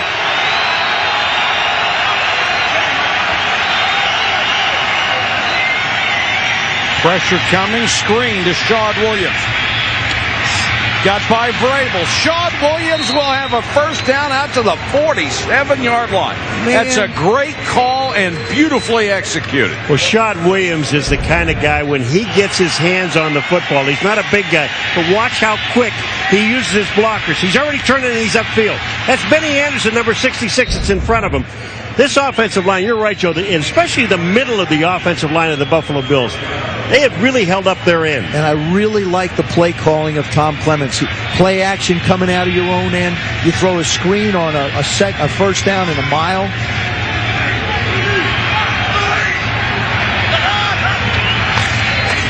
McGahee back in there. Bounces it out, cuts it back. McGahee taken down by Willie McGinnis, but he picks up another dozen. The Buffalo Bills dominating now in the second half the way they did in the first. The Bills on top of Teddy Bruschi and the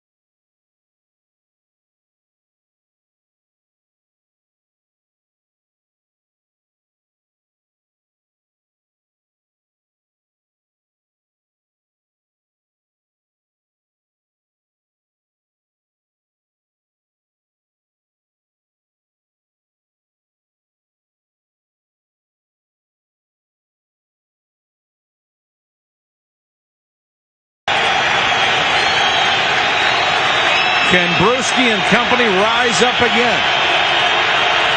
Holcomb in the shotgun. Pressure. Throws and batted down by Asante Samuel, who's had a heck of a night on defense. Asante Samuel, that's outstanding defense, and he's the one guy in the secondary that's really doing what he's supposed to do. Paul, he just keeps jumping up to make plays. Watch how he goes around Josh Reed, number 82. He doesn't even put a hand on him, and I don't think he actually hits the ball. I just think he distracts him enough so that when it does hit his chest, he can't hang on to it. But you're right, he's the one guy that's jumped out for this Pats defense. Ryan Lindell is 1 out of 2. This will be from 35 yards. And the lead goes to 6. Buffalo on top 13-7 with 13:02 to go in this game from New England.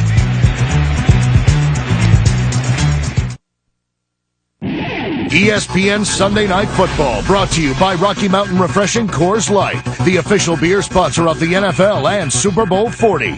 T. Rowe Price, mutual funds, IRAs, college savings from T. Rowe Price. Invest with confidence. PlayStation 2, live in your world, play in ours. And Wheaties, the breakfast of champions. 4 drives for the Buffalo Bills tonight of more than 11 plays. That was a 12-play drive that went 80 yards, got him a field goal. Yikes. You know what's really amazing? Is all the mistakes and all the bad plays of the New England Patriots, and the same with the Buffalo Bills, good and bad, they're within a touchdown, New England, of taking the lead. It's frightening. And look at Bruschi. Not only has he come back and played most of the snaps on defense, he's on special teams. I don't think he's running out of gas.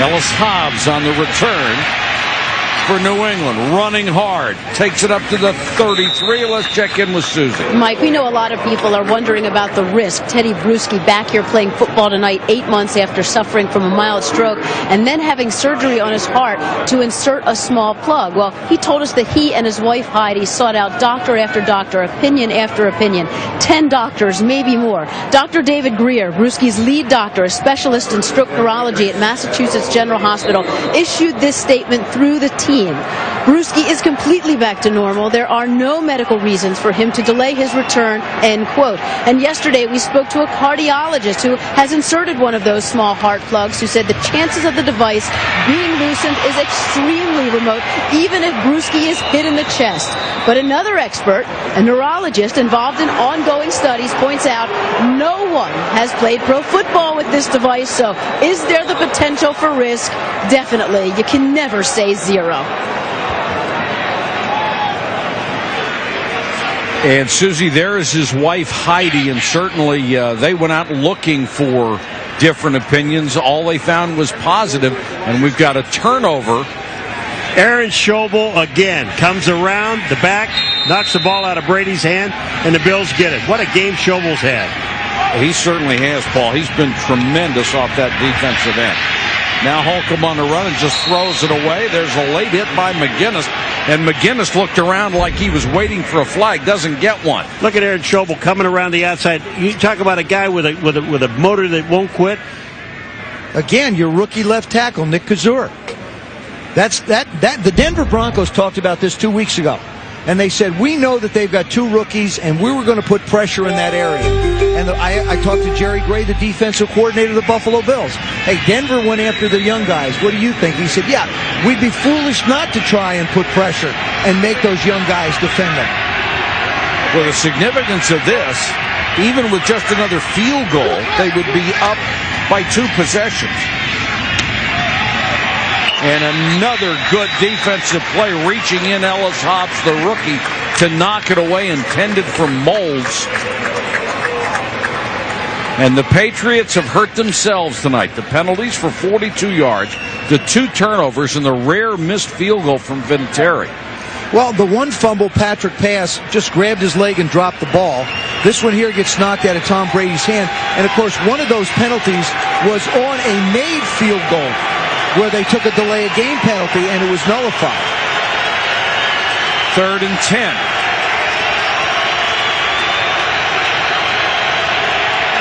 Draw play, Williams. Shawn Williams inside the 20 to the 17-yard line.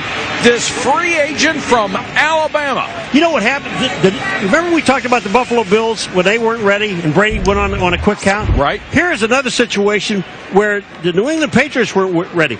Bruschi gets knocked off by his own guy because he wasn't lined up in the right spot. Look at Bruschi walking around. Now watch what happens here.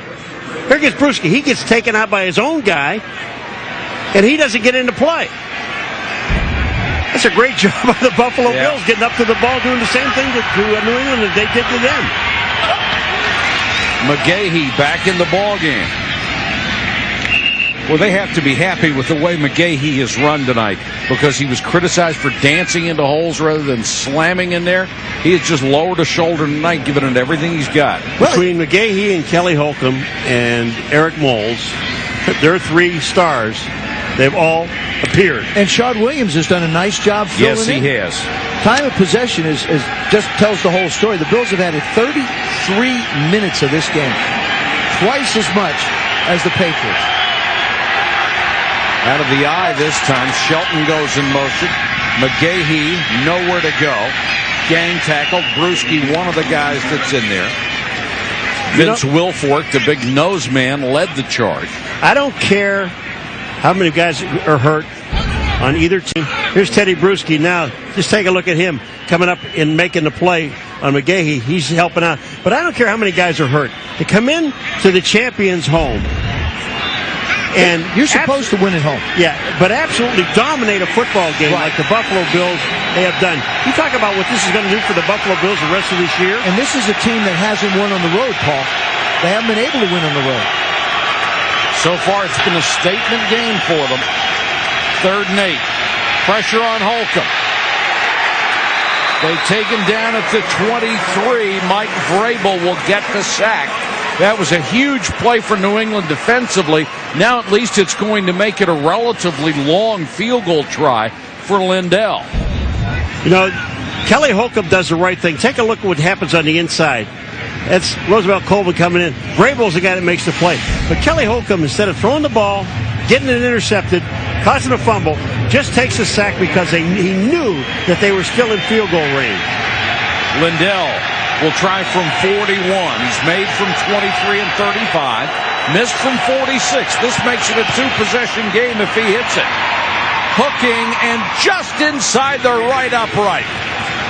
Ryan Lindell comes through. He has now hit 17 out of 19 field goals this year. And Buffalo, off the turnover, is up 16-7.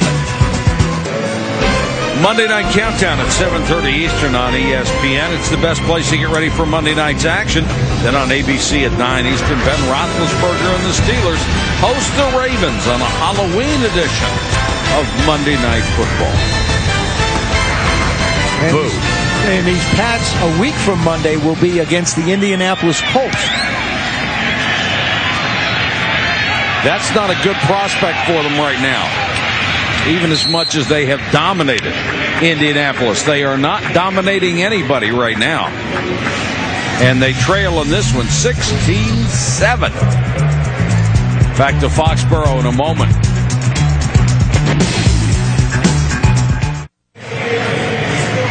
If you just joined us, surprise, surprise, 16-7. Bills over the Patriots 4th quarter, and Kelly Holcomb is outproducing Super Bowl MVP Tom Brady. Twice an MVP. Well, the one thing that Kelly Holcomb has had in his hip pocket is Willis McGahee. The Bills have run the ball extremely well tonight so that they haven't wound up in bad situations for Kelly Holcomb.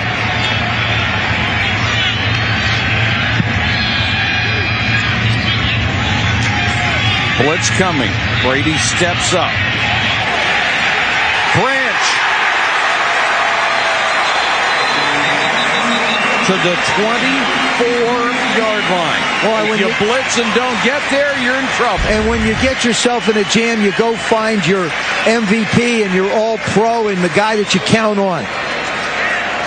They've talked about Deion Branch having the best year so far. And I'll tell you what, I'd throw the red flag out. They're going to throw it. They're throwing the flag out. They got it out.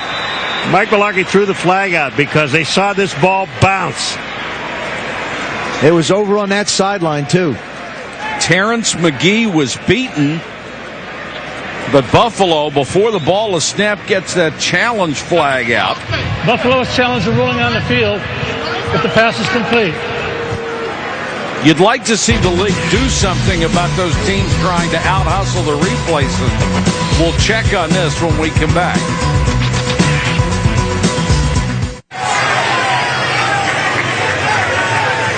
Still taking a look at the replays to see if they will overturn this. It was ruled a catch on the field.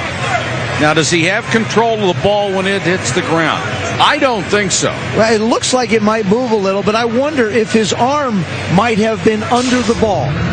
Remember, the ball can hit the ground, but when you roll over, you have to have very definitive possession. And is it indisputable?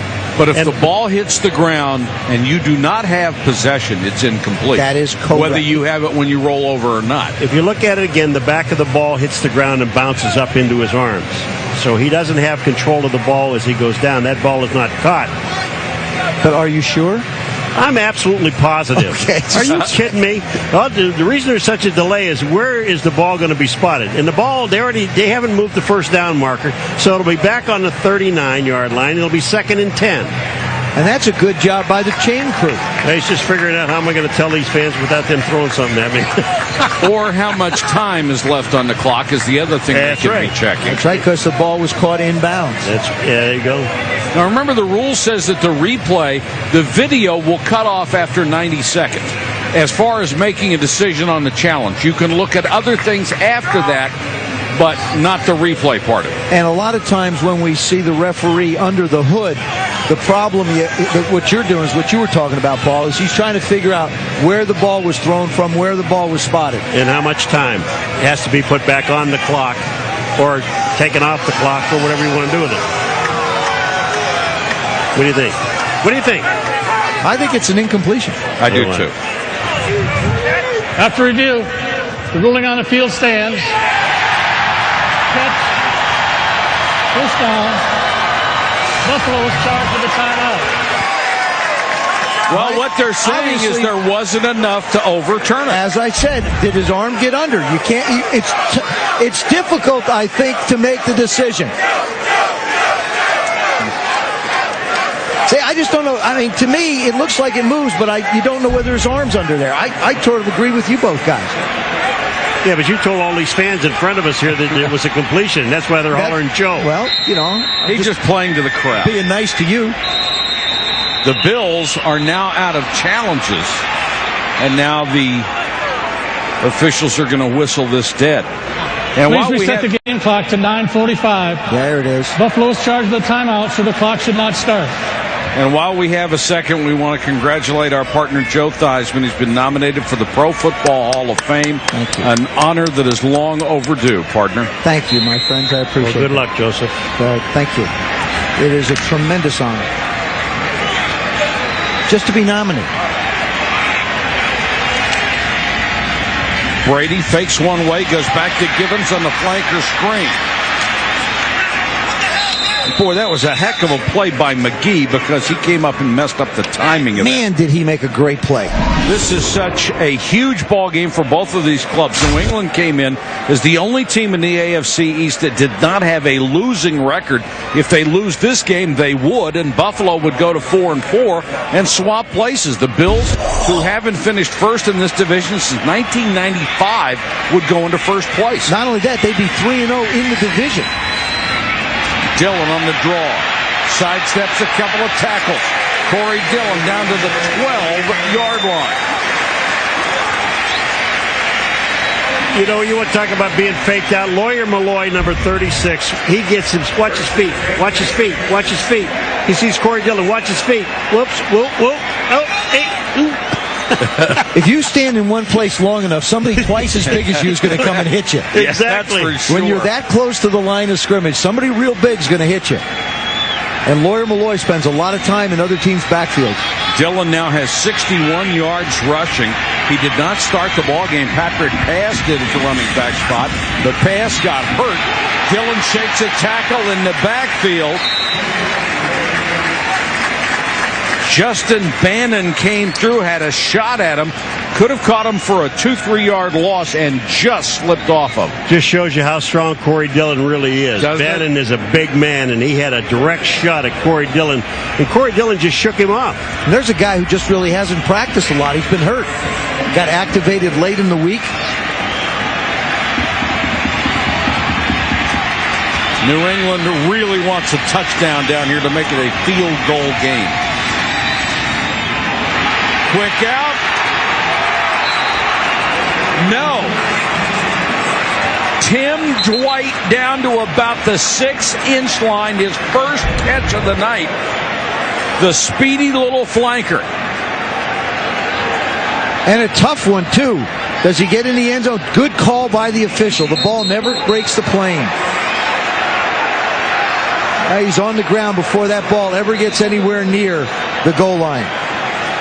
Just getting it out quick. That is going to be first and goal.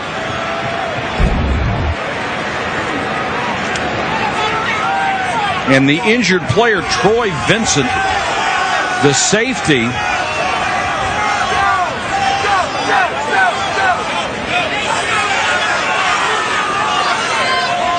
fans below us sort of playing with us right now because during the last time out during the challenge, we were trying to tell them what we were seeing on replays.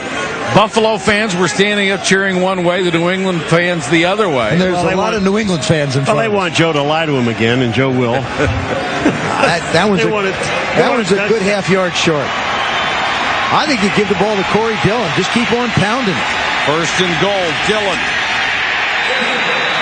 Touchdown. And you've got some momentum running the football. Give that offensive line a chance. You've got to make everybody feel like they're contributing. Corey Dillon did all the work to get here. You don't want to throw a play action pass and steal his thunder in the line. So give him a chance to feel good about it. New England comes right back. And you'll notice they ran to the right side where their veterans are. Stephen Neal and Tom Ashworth. And they had Dan Klecko over there as well. They have been in the forefront of using defensive players in offensive goal line formations. A 61-yard drive that took only 3:01 for Tom Brady and the Patriots. They're back within 2. First place in the AFC East on the line. The Bills on top of the Patriots, 16-14. 7:06 to go in the ballgame on Sunday Night Football here on ESPN. Terrence McGee and Josh Reed are deep.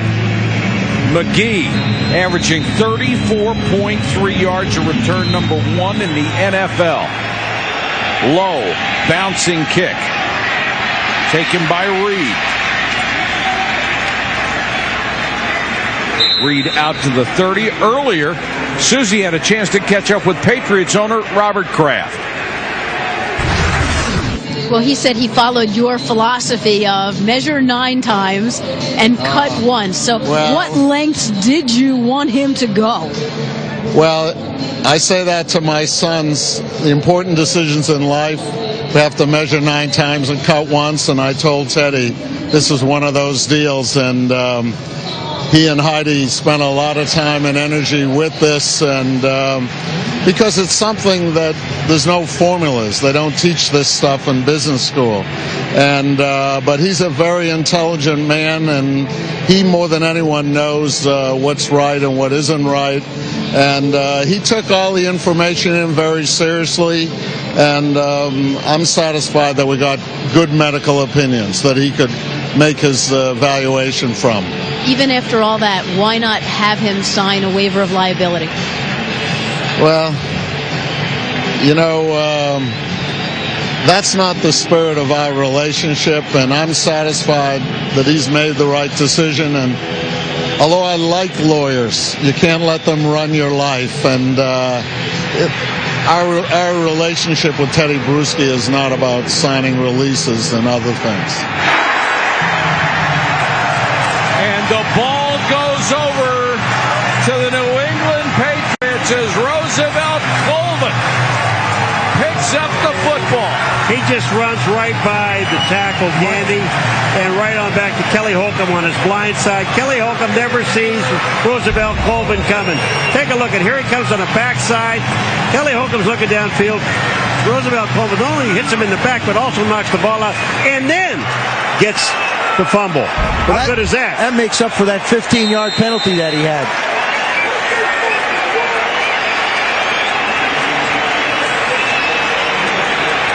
They take over at the 23-yard line.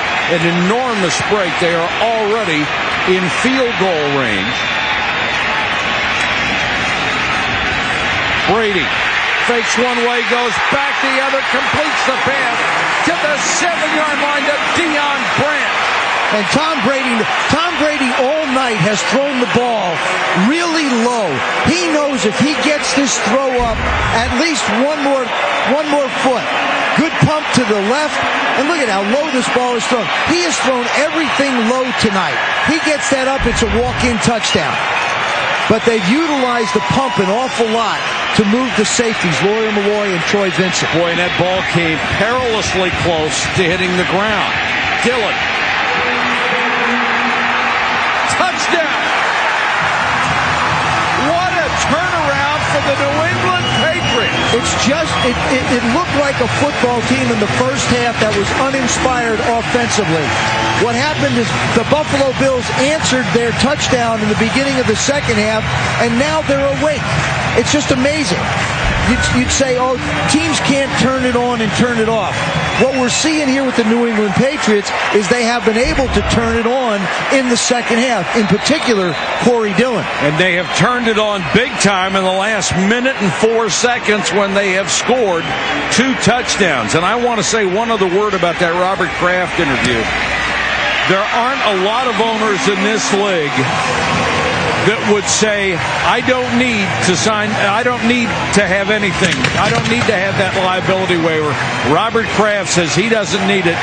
He's that kind of guy. And the other thing he wanted to do is he wanted him to go find somebody to tell him he couldn't play.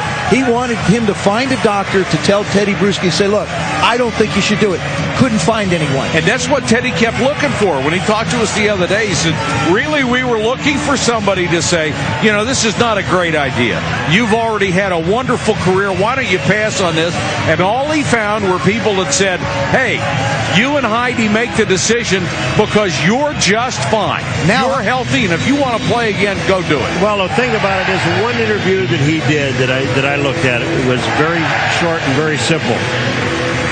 He said, if you're asking me why I'm coming back because everybody has cleared me, that's number one. He said, because I really miss it and I want to play. And that's all he really had to say. And that's all Kraft wanted to hear. I agree with you.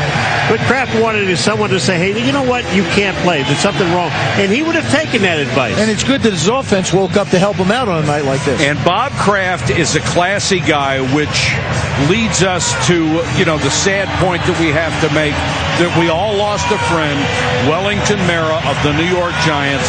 And when you speak about classy owners, he was one of the classiest people that's ever been associated with any sport or anything else.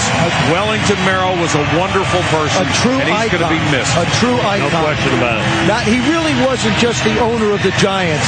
He was a part of the ownership of the National Football League. He went and beyond the Giants. It was a pleasure to know him. It was a pleasure to spend time with him. And I believe for the past several decades, he has been the moral conscience of the entire National Football League. Reed on the return for Buffalo, and now the Bills, and here comes a flag at the end of this, and another flag comes in late. The Bills applauding.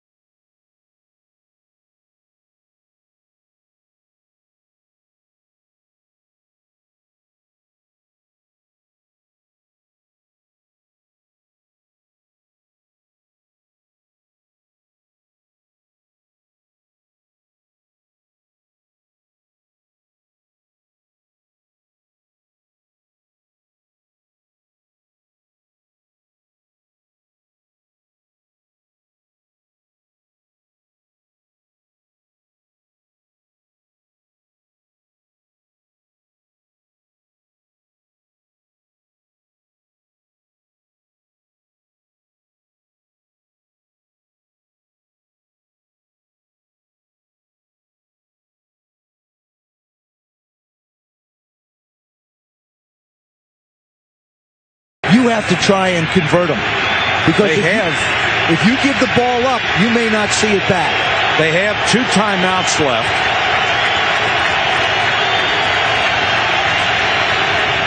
McGahee, another hard run. He's inside the 45. This is going to leave them about 1.5 yards. You may be getting your wish. You got third and about 1.5 yards. And again, don't get away from McGahee. McGahee's the guy that kept you moving all night long. He hadn't done it up until this game. Don't take him out of the game now. Leave him in the game. And Buffalo taking its time, which would lead you to believe that you may be right about the 4-down territory. I just think you don't want to give the ball back to New England under any circumstance. McGahee just has the first down. Bruschi hit him, couldn't stop him in time. You saw the official perhaps motioning that he had the first down. Now let me say this. Buffalo's going to have to start throwing the football. They are not going to be able to get in the end zone with 3- and 4-yard runs. So now that they've moved this close, now for sure I think they're in 4-down territory. Now you can start to throw the football, and Kelly Holcomb's going to have to get it out of his hand quickly. I would put a tight end on the other side of his blind side, not on his front side. What a night for McGahee. Before that carry, 30 for 131 yards. Now let's go to John.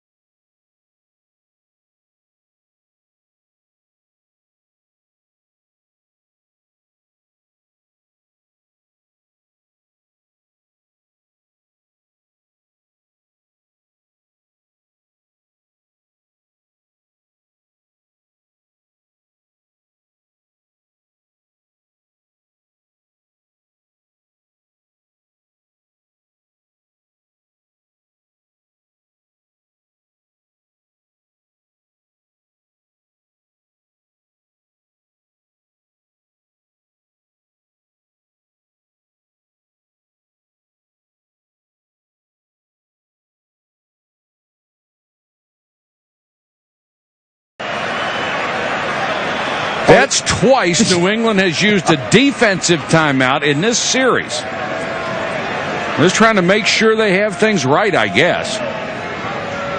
Well, with the secondary problems that they have had and the 4 wide receiver set that the Buffalo Bills are throwing up there, I guarantee you when the Bills get into a formation and they start movement, Bill Belichick is looking at his defense and saying, I don't like it. Stop it right now. Well, think about this. They have lost Rodney Harrison, Gus Scott, Tyrone Poole, Randall Gay, Gus Scott, did I say? James Sanders. Chance Scott. I mean, they have lost a bunch of guys. Poteet just signed. Arturo Freeman signed 2 weeks ago. So you're right. They're playing with guys, and we saw a replay earlier. People just don't know where to line up sometimes. I would throw the ball anywhere but to Eric Moulds. Now, even though you say go to him, because there's going to be more than one guy on Eric Moulds. Somebody is going to be open in the middle of this field. Well, that's the place I think you have to throw it. And whoever winds up in the middle, that's the guy that's going to have to make the play. The big thing is you've got to be able to protect Kelly Holcomb because you know he's not running anywhere. Look at the middle of the field. Reed is in the slot to the right. Holcomb with time. Throws. That's not anywhere near a first down. So you can't make that I don't understand that at all. You can't make that throw. I just don't believe as a quarterback you can.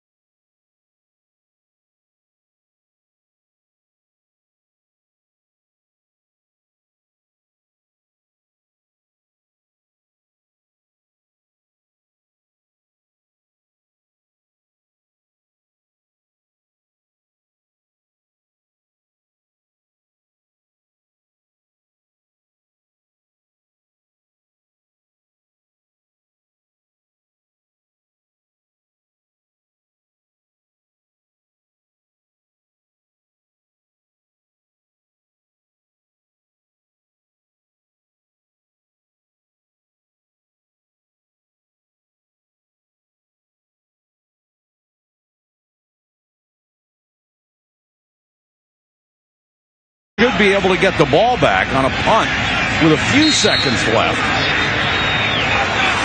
Now, Tom Brady is coming over, and he is really steamed at the officials because he used a hard count and thought he had Buffalo offside on that play, and so did I.